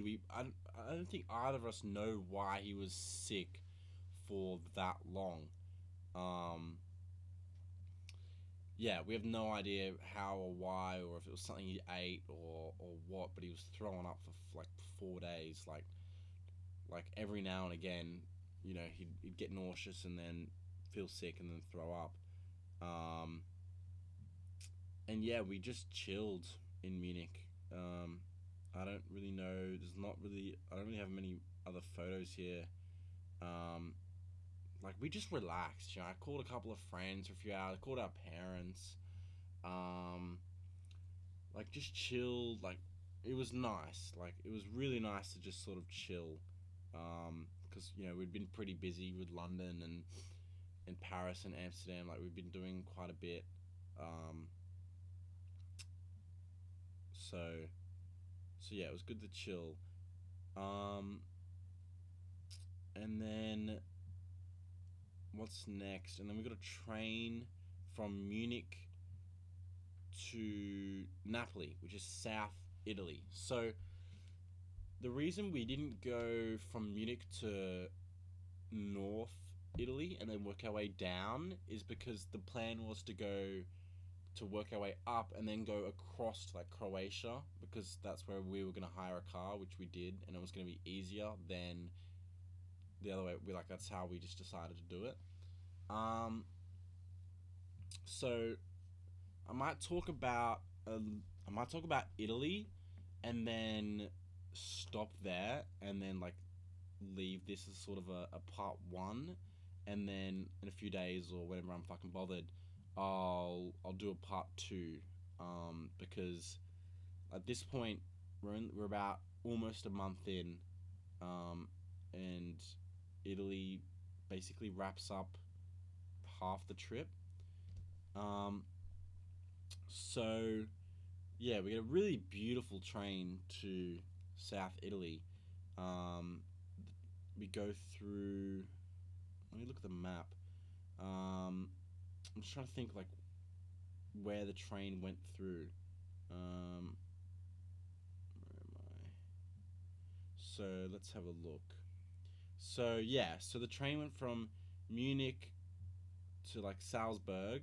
No, I can't remember. Um, it went from Germany through a bit of Austria, which was really cool. Got to see the Alps. I think we went past Switzerland, and then just all the way through Italy, like South Italy. Like Napoli is like 3/4 of the way down to the bottom. Like the very bottom would be like, I don't know. I guess there's nowhere really that like, I don't know. It's fair. It's like almost towards the bottom. Um, so then yeah, we get the train. We get it's a long journey. It was a long journey that day on the train, um, and we're finally seeing snow as well. Like it's winter, but it's a warm winter in Europe at this point. Um, so we hadn't seen snow yet. We didn't see snow in England, or we saw like a pie. Like we saw like a couple of handfuls of snow in Germany. But that was it. So on this train, we finally see some snow, which was so cool. And I think it started snowing like a little bit. Um, and then we arrived in Napoli at 7, so we probably got on the train. Like, let's have a look. I think it was an early train. It was an 8:30 train. So I think we left at like. I think we had like we cleaned up the night before and stuff in Munich, and we left in the morning at like 7, quarter past 7. And then yeah, we don't get there until like it was like a 12 hour I guess travel day. Um, Napoli was amazing. We just get to our hostel. Um, I think the first thing you really notice is that the driving's fucking crazy. Like there's so many motorbikes, so many fucking like scooters and motorbikes, and cars, and just like everyone's like so many people are beeping.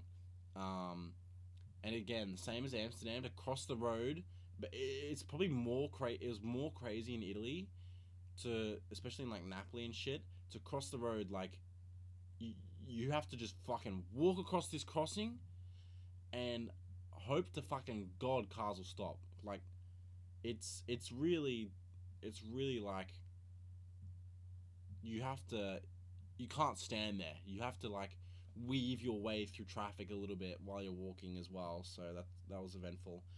And then we just walked around a bit. I mean, it's the 27th of December, so it's still really festive. Everything, like all the Christmas lights and stuff are still up, obviously. So we just walk around. We got a little video. Um,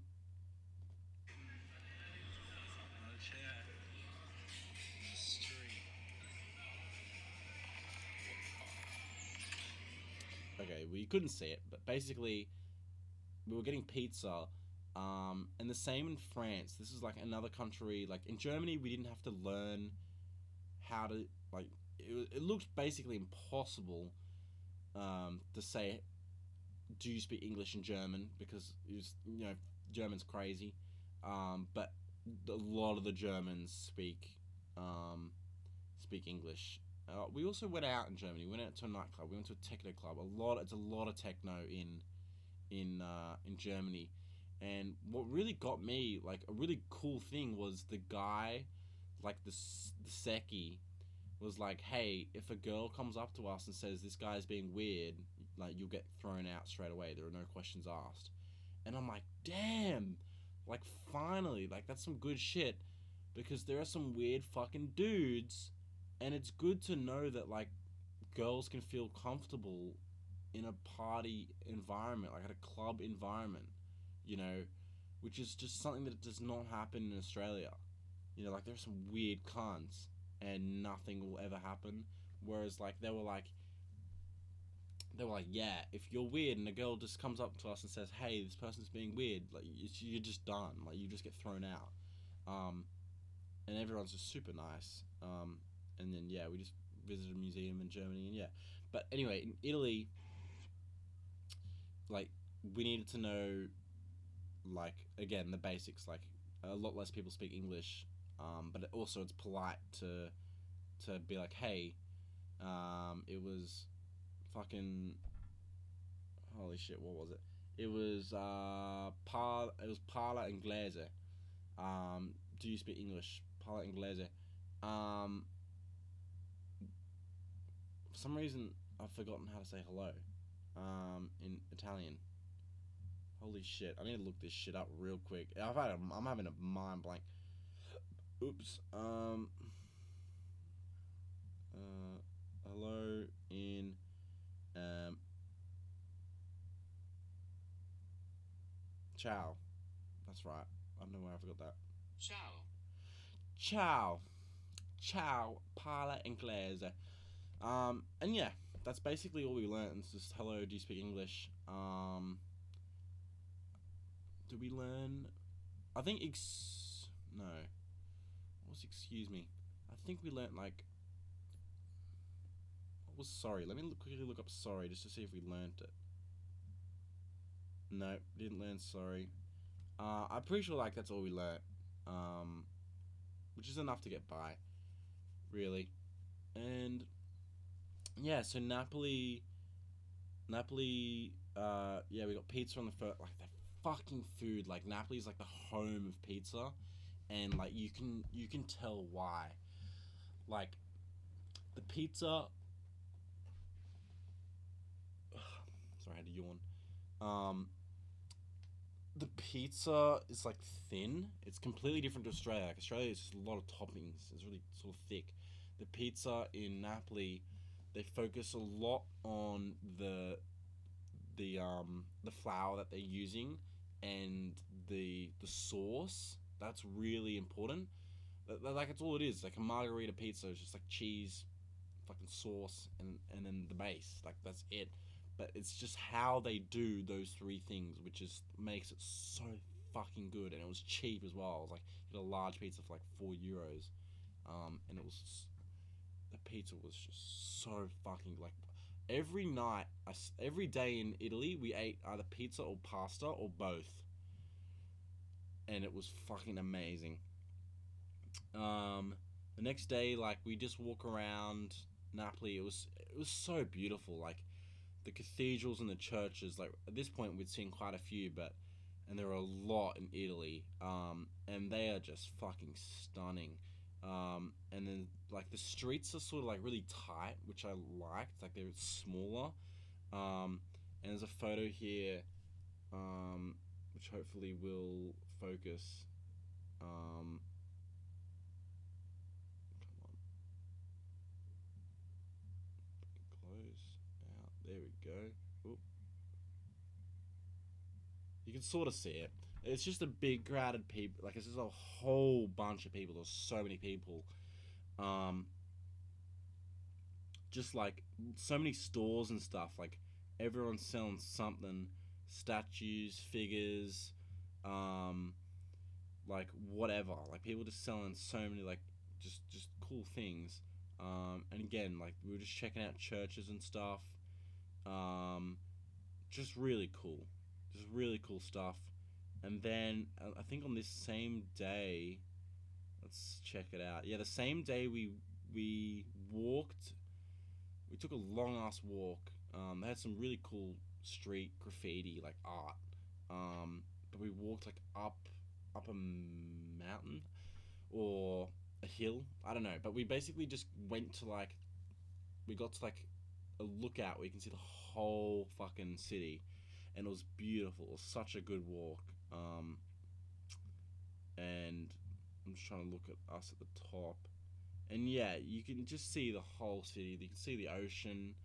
Um, like it was really cool, and then there's this like a castle just there. So then we paid like fucking nothing to get into this castle, which was really cool. It was this really cool castle, which again brings you up even higher, so you get even better views. Um, there was a cat sleeping on a motorbike. I've got a photo of, which is really cute. Um, what's this? I think this is like some really famous, like I feel like some fucking Warzone Call of Duty map or something. It's like some train station looking thing. Um, we're staying in like in the hostel. It's called the Sun Hostel, which was like eight. Like we're on like the seventh floor, and you got to pay like 10 cents to use the elevator, which was kind of funny.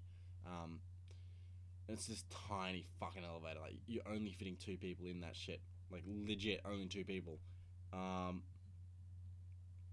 and then yeah, we were just in Napoli for a few days, and I loved it. It was just beautiful. Like you can just walk to the ocean. I mean, the fucking gelato was insane.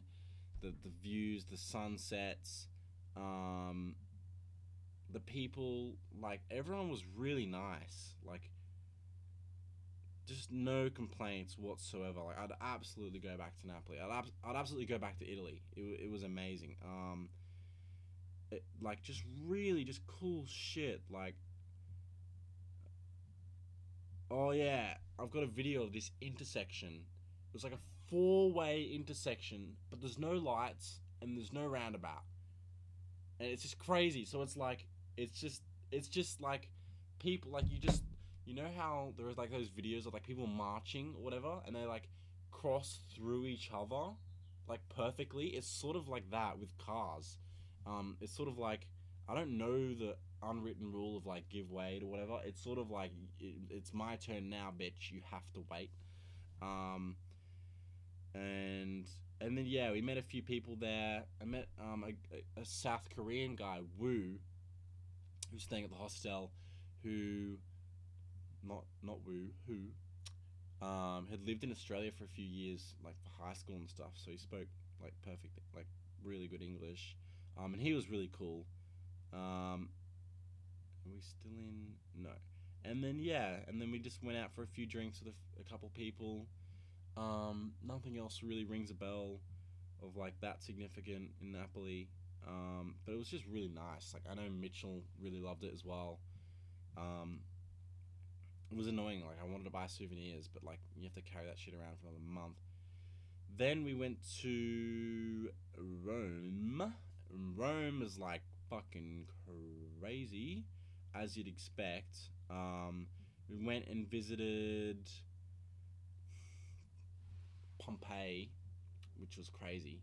Um, like it's it's fucking huge. This like the archaeological site of like the city.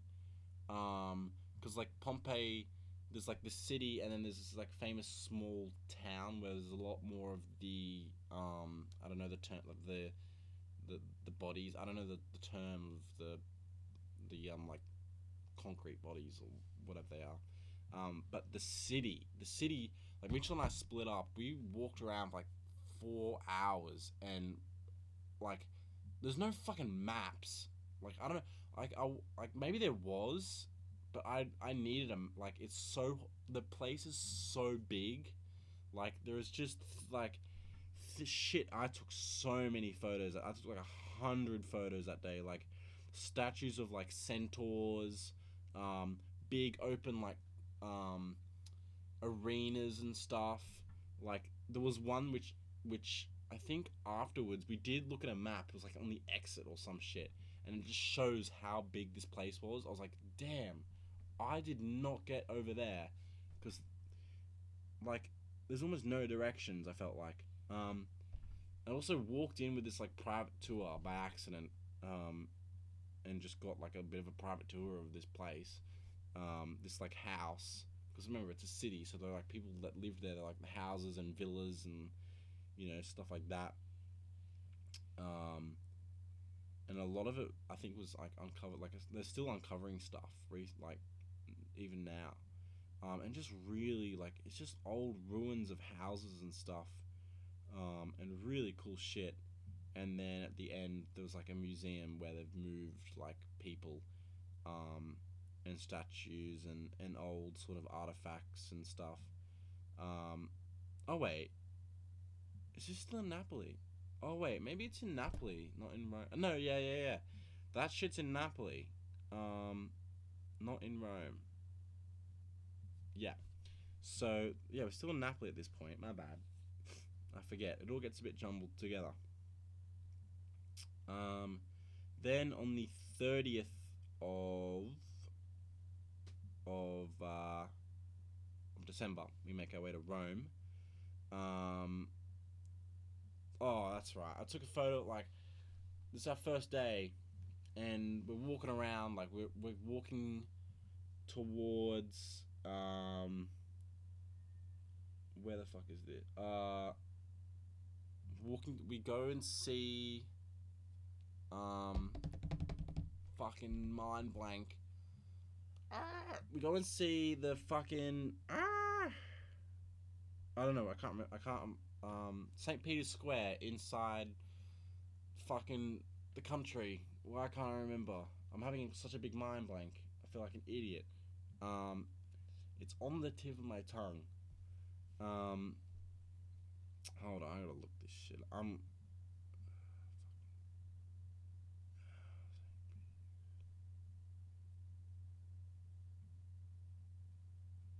Vatican, the Vatican City. Holy shit! I don't know why I could not remember the Vatican. So we walk towards, like, we're going towards the Vatican. We go to like some lolly candy shop. I don't realize it's fucking an outrageous amount. Plus, it was shit. So Mitchell realizes like it's this much amount of like it's like €3 for like 100 grams or some shit, which is like nothing.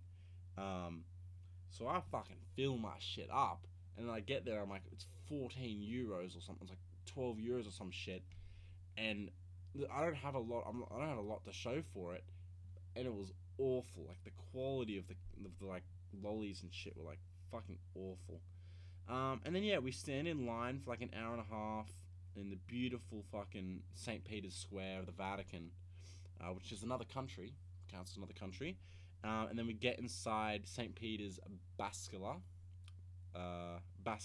Basilica, Basilica. I don't actually know how to say it, but I think that's right. And my God, if anything was gonna turn me like religious, it's this place because it's full of gold. Like, like the artwork in this place. Like, holy shit! Like, it's actually fucking crazy. And I've got an audio tour, and audio tours are the best. like you go to museums and shit, get the audio tour. Like it's so informative. It's like it makes it more enjoyable as well. Um, and and yeah, and we just did that, and it was just crazy. I mean, it was amazing. It was like the Vatican's just fucking just it's so crazy. Um, and then we just walked like there's this castle of Sant Angelo. And then we just see like the sunset on the bridge. Um, and again, things are still really festive because it's just been Christmas. And then the next day we go see the Colosseum. Um, we see like the Julia Caesar's statue. Um, we see we see this crazy altar of the fatherland, um, which is coming up on my photo, but um, it's some crazy fucking building. I mean, Rome is you like going to Rome is like it's literally what you'd think 500 years ago would be like because it is because like all the like architecture and the buildings and the old like the Colosseum, like everything is like still in that main area, like from hundreds and hundreds and hundreds of years ago.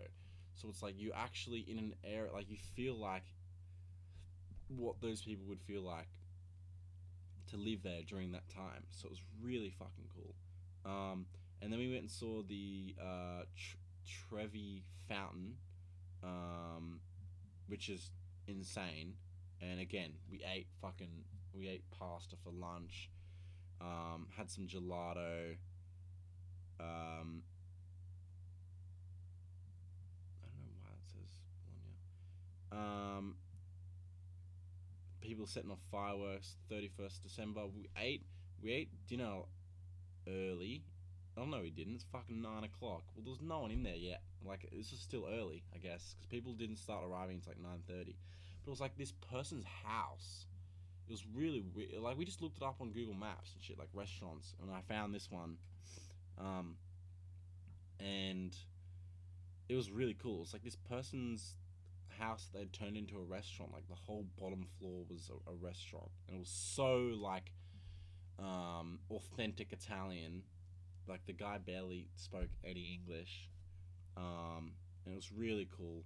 And then we met this other brother. We met the brother at mm.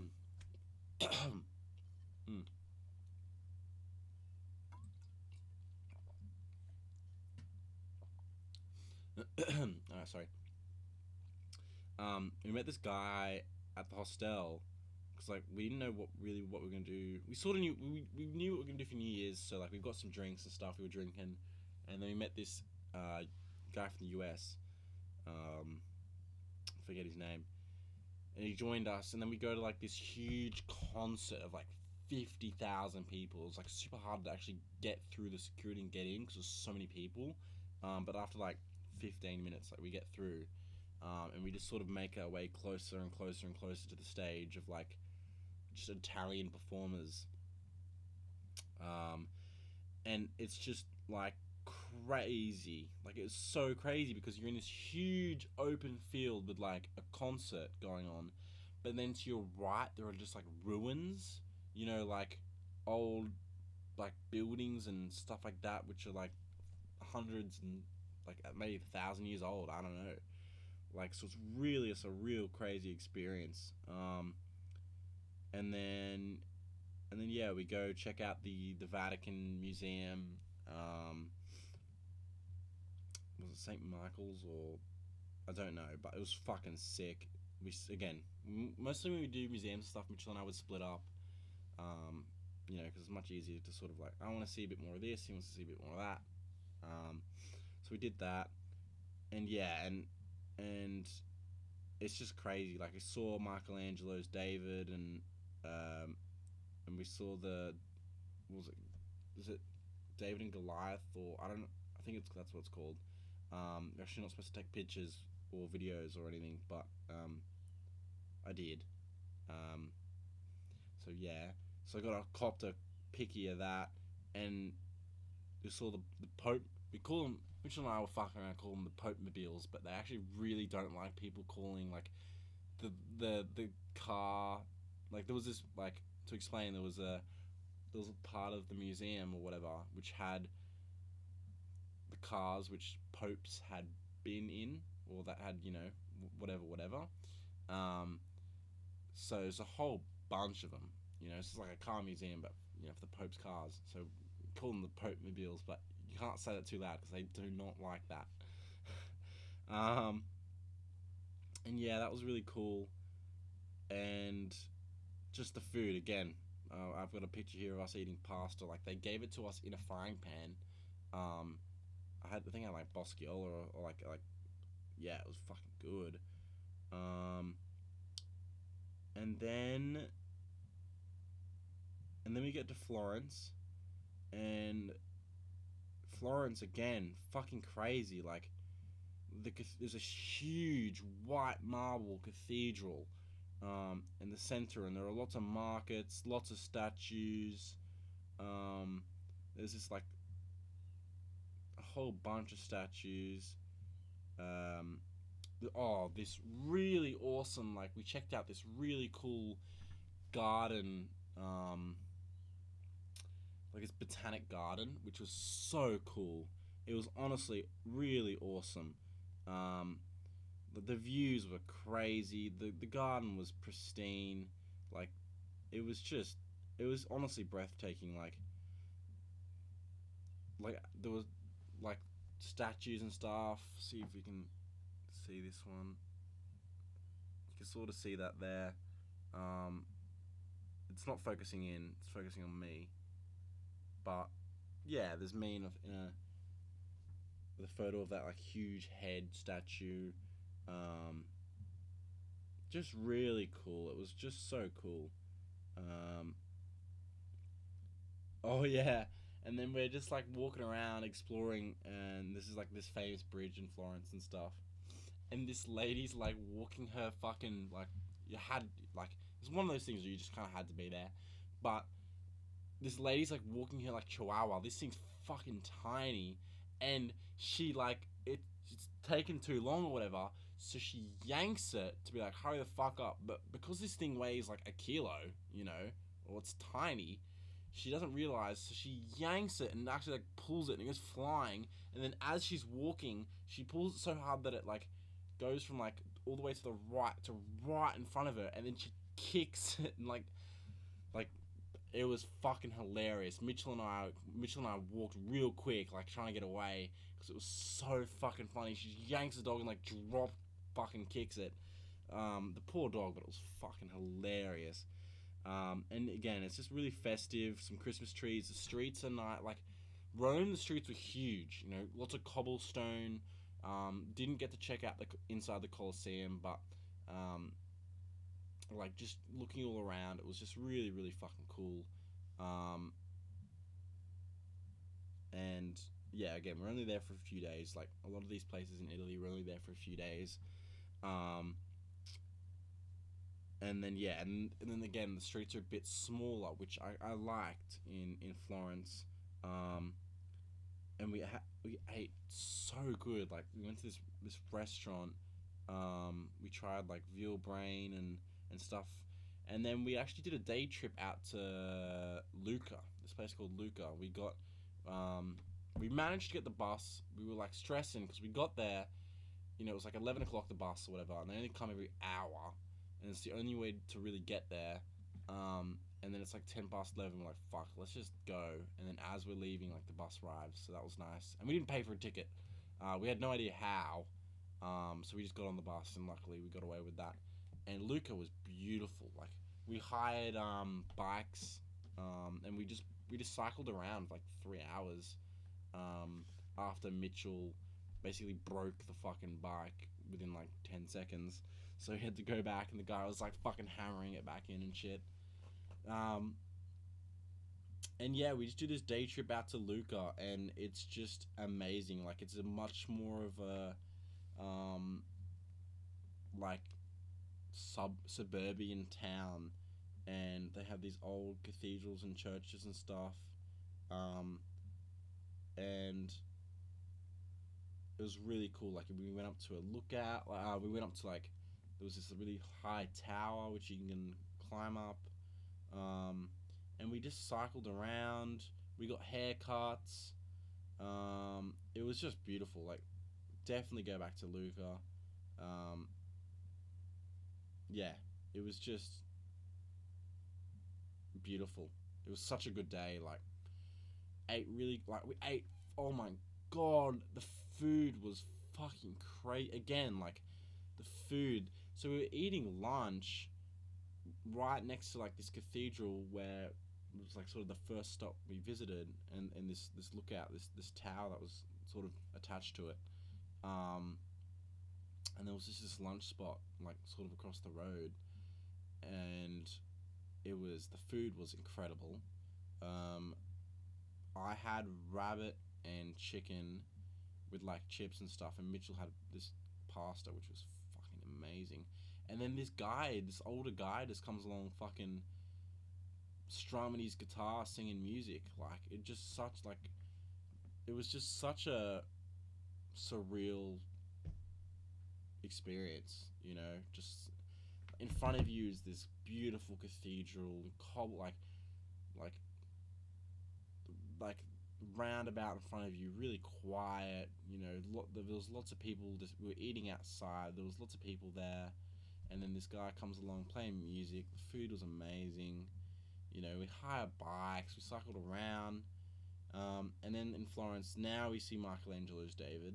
I said before, but I meant like David and Goliath or whatever it was. Um, which was really cool actually. It was really cool to see Michelangelo's David. Like it's so well done. Like you're like, fuck, why is this statue famous? Like who gives a fuck? But it's just like the proportion. Like he's just got everything right. To be able to do this is just fucking crazy. Um, and I think by this point we were kind of sick of like, I mean, we've seen so many churches and cathedrals. Like we didn't stay there that long. It was like 2 hours, because there's other shit to see. And then later that evening, I think Mitchell and I split up. Right near where we were staying, um, there was like this Christmas market and Ferris wheel. I said I really want to go on that Ferris wheel. I think it was our last night. So I went on the Ferris wheel, which was really cool. It was like 20 minutes. It was really fun. And then I went ice skating for an hour. And that was awesome as well. Um, so Mitchell didn't join me in doing that, but that was fine. Anything else in Florence? I don't really remember. I don't think that was that it. We were just like sightseeing, like 2 or 3 days in these few places, and then we move on. Um, just trying to think where we were staying, and yeah, we didn't really meet anyone in our room where we were staying. I got rid of my European travel book. It was just taking up too much room in my bag. I just put a note on it and said someone could take it for free.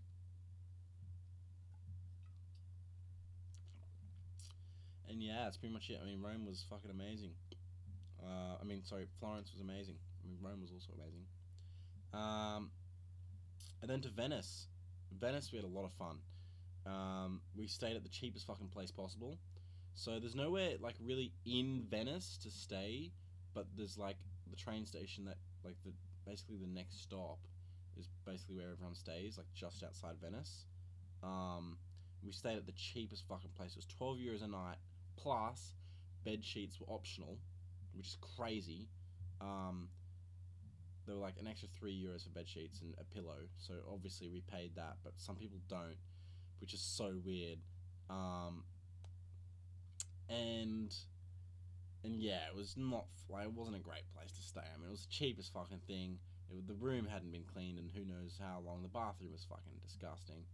Um, like you're sharing with fucking like it was just yeah.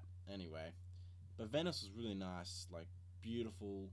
Um, like just again looking at cathedrals and churches, and we'd seen so many. We didn't really stay that long in these places, and we kind of stopped at this point. Like we did see a few, but like after that we were like, all right, we fucking stopped. And we just walked around. We didn't have an agenda. We didn't have like places like let's go here, let's go here. We just walked in the street. Like it's so cool. Like you're walking through alleyways that are tiny and finding things that are really cool. Um, and then we like messaged the in the hostel world app. There's like group chats. There's like one group chat for the hostel that you're staying at, and then one group chat for the area that you're in. So there's like a Venice group chat. So you message the Venice group chat being like, "Yo, um, who wants to meet up tonight? Have a drink and whatever, whatever." And basically, we met up with two Canadian brothers who are like 20 and like 22 or around like basically that. An Aussie chick who was 25 and a Spanish guy who was like 22, and then there was also this other guy who had some disability. I can't remember his name or where he was from, but he was alright. Um, and then we just met in the center of Venice. I don't remember what it's called. Let me see. St. Mark's Square. It's basically the center of like Venice, where all like huge cathedrals and shit is, and whatever, whatever. So that was cool. And then we were drinking. So that the Canadian boys are drinking. They brought vodka with them, and Mitchell and I had just been to like the shop beforehand because we knew that we wanted to drink. And also said to Mitchell like, "Damn, I haven't actually been fucked up yet. Like we'd been drinking and like to a good level, but like I wanted to get really fucked, like just one time for the one time, because like why not? Um, so we bought two like just I don't know cans of something, whatever the fuck it was, and um, and then we bought a bottle of rum and some coke. Um, so we had the two drinks before we left, and then we mixed some of the coke with the rum and brought the rum with us in a backpack. Once, like we probably drank like barely any rum before getting there, and then we were there for like an hour. Um, and I probably drank half a bottle of rum within like an hour, maybe an hour and a half. Like I was drunk. I was pretty drunk. That's pretty cool. That's a quick. That's a short amount of time to drink that much amount of rum. Um, and then because I'm drunk, like we're chatting, I'm really getting along with these fucking Canadian boys, um, especially the younger one. We got along really well. We were chatting a lot. And before we get on the train, there's like this stall. I'm like, fuck, let's buy some alcohol. So I buy the Jaeger. I can't drink Jaeger anymore for this reason. I buy a bottle of Jaeger and we're all just passing it around. Mitchell, he was good at that point, but I'm fucked, and I'm like, I want to keep getting fucked, and we're just chugging shots of Jaeger like consistently. I'm like falling over on the train. I'm a mess, which was like what I wanted to be. I wanted to get really fucked up just one time, um, and then like the reason we leave is because they say like, hey, like at where we're staying, because they're all staying at the same place by coincidence. Um, and they're like, there's a DJ downstairs and like a party. So I think it's like a Friday or Saturday night. So they all go through their like, because they're staying there, they can get through sort of the main entrance. But because we're not, we have to wait around the side. And then the Seki's like, they gotta like fucking can we let two boys in? And then we're waiting there for a few minutes, and then they let us in. But I'm so fucking drunk, I'm plastered. Like I was falling over on the train. Like I'm very, very drunk at this point. Um, and I'm just using all my energy to stand still. And they're like, "Yep, you can go in." And like I had to dial the fuck in to like just open the door. You know what I mean? So, um, so yeah, we get let in, and then because I bought the bottle of Jaeger, everyone like felt like they owed me a drink. So I'm already fucking destroyed. So we do two shots. Shit, I forgot about that. We do two shots. Um, and then I'm like, damn, holy shit, my stomach, like I'm feeling not great. So I'm like, Mitchell, could you like buy me a Corona, brother? And he's like, yeah. And then I had a Corona to like just like I needed something cold and like something that wasn't just hard fucking liquor, like alcohol, and that was good. Um, and then all I remember is like partying, like just dancing a little bit, and then going to the bathroom. And when I went to the bathroom, I was seeing double. Like it's probably the most drunk I've ever been in my life. And then I come back and I don't remember what happens. So apparently we're there for another 2 hours. I don't remember what happened, like at all. All I remember is getting into my bed. Um, and then the next day, like, my head was hurting bad. And then we meet up with everyone again, and I'm like, fuck, like Mitchell, like, and same with fuck, I can't remember her name, the other Aussie chick. We met up with her again. Like, we ran into her. We didn't even message her. We just ran into her. And she was like telling me what was happening. Apparently, I was chatting up a few chicks, um, and like, I think I was chatting up some lesbian chick. Um, apparently, look, I actually don't remember what happened. Like, I legitimately do not remember the last 2 hours of the evening. And same with the Canadian boys. They said they have no idea how they like what happened. So they were useless. Like I couldn't ask them, hey, like what happened. But it was fine. Like I was just dancing and chatting to people, so it wasn't anything bad. So that was good. But I didn't feel good about not remembering what happened. I would have liked. So it was a bit fucked. But um, and then apparently at the end of the night, I just said to Mitchell, like, brother, we gotta go. And then he said we took a few stops. Like it was a 5 minute walk, but it took us like 15 minutes because I took a few stops to like maybe throw up. Apparently, but like I can't, like I have like some fear of throwing up. It's really weird. Like I want to throw up when I feel sick. Like I just want to throw up. I'm like get out of me, but it's like some mental block where I'm like nah, not happening. Um, which is just weird. So yeah, we get back next day. We don't do a lot. We do a little bit of sightseeing, but then we meet up with everyone again, and we go on a gondola ride. Um, so with the two Canadian boys, me and Mitchell, and then the other Aussie chick. It was super cheap because of that. It was like half an hour. Really cool experience. I filmed I got everyone to like help me film like a video for like a travel show that I was trying to try out for. So that was really cool. And it ended up being a shit video because it was dark, but you know, everyone helped me out. It was really nice. It was really cool. I got to tell them about like my Survivor, the fact that I'm such a fucking big fan, and the other Aussie chick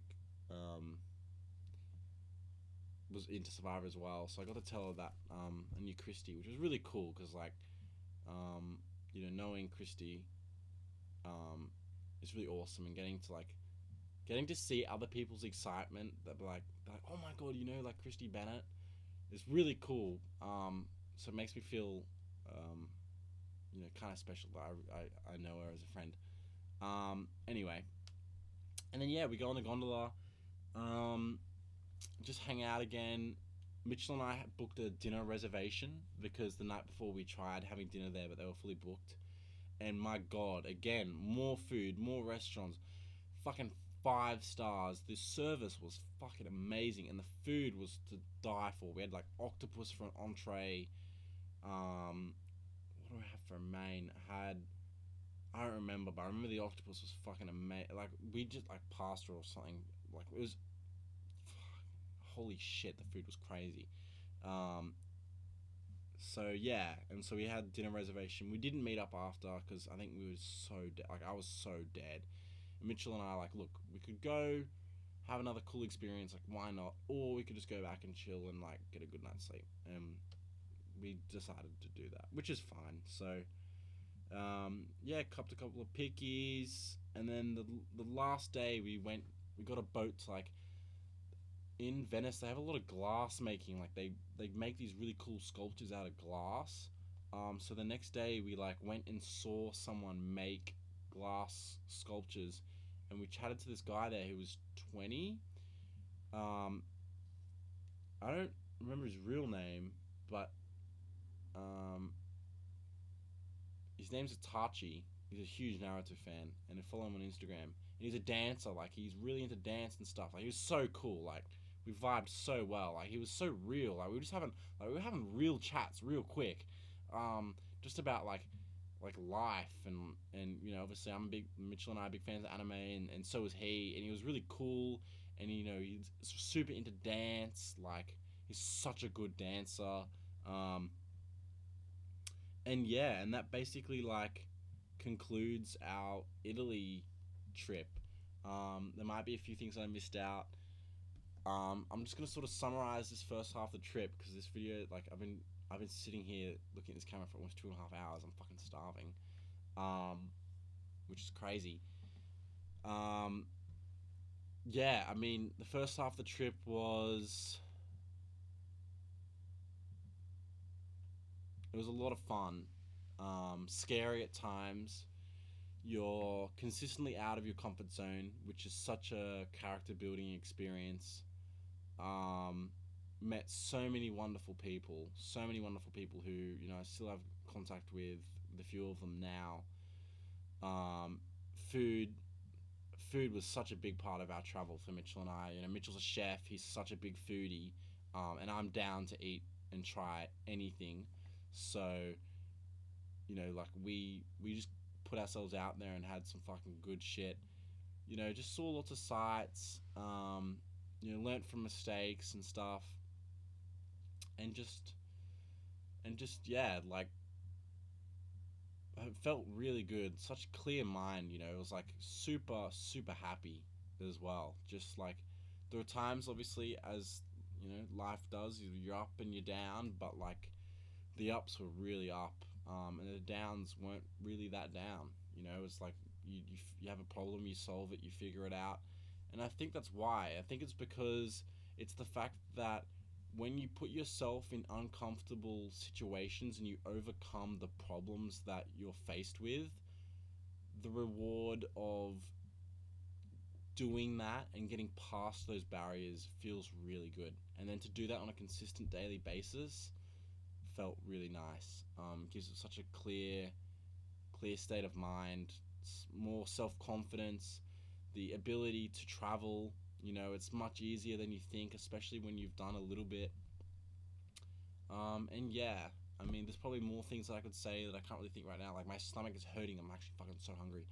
So I'm gonna wrap this shit up. But this is like part one. This is only halfway into the trip. There's still Austria, Croatia, Serbia, Bulgaria, um, back to Croatia, Bosnia, uh, like a little bit of Bosnia, a little bit of Sweden, Norway, Portugal, and then back to England. So that's still the second half of the trip, um, to come, and yeah, I've just tried looking through my photos, trying to explain as much as what happened in detail. Obviously, there are things that I've forgotten or left out, and that's why I think, as I said at like the start, I think it's really important that if you do go on like overseas travel, bring a book, write, even if it's 2 sentences a day about what happened. I think it's really valuable. So I'm glad at least I'm doing the podcast because like I'm going back through my recent memory, and I've got photos, and you know the trip is in a lot more detail. Like when people are like, "Oh, how's a trip?" It's obviously really broad, and it doesn't go into. I don't go into any detail. It's like, yeah, Paris was good. Loved the Eiffel Tower. It's like really simple, bigger sort of things, that I can explain in like 5 minutes. Whereas like when I'm doing this, I can really try and remember everything that was sort of happening, um, or at least like the key parts of it, and talk about that. So yeah, I think that's pretty much it. I'm fucking starving. It's basically 2.5 hours, so it's gonna be a bit of a long one. So James, you're welcome. Nemo, you're welcome. But I also appreciate you, supporting me, encouraging me to keep going. I do want to keep going, and make this more of a consistent thing. at least not just with myself, but with guests and doing the podcast. I definitely see it as a long term thing. I mean, I've just talked to myself for 2.5 hours, so I've clearly got the ability to at least talk. So there's that. So yeah, I think that's pretty much it. Again, 2.5 hours. First half of the trip, amazing. No complaints. It, if there's any questions, let me know. I'd love to answer questions. Get a different perspective other than my own. Any major issues? We didn't really have any, to be honest. But the second part of the trip we did. So find out that more about that maybe tomorrow. Alrighty. Cheers. Peace.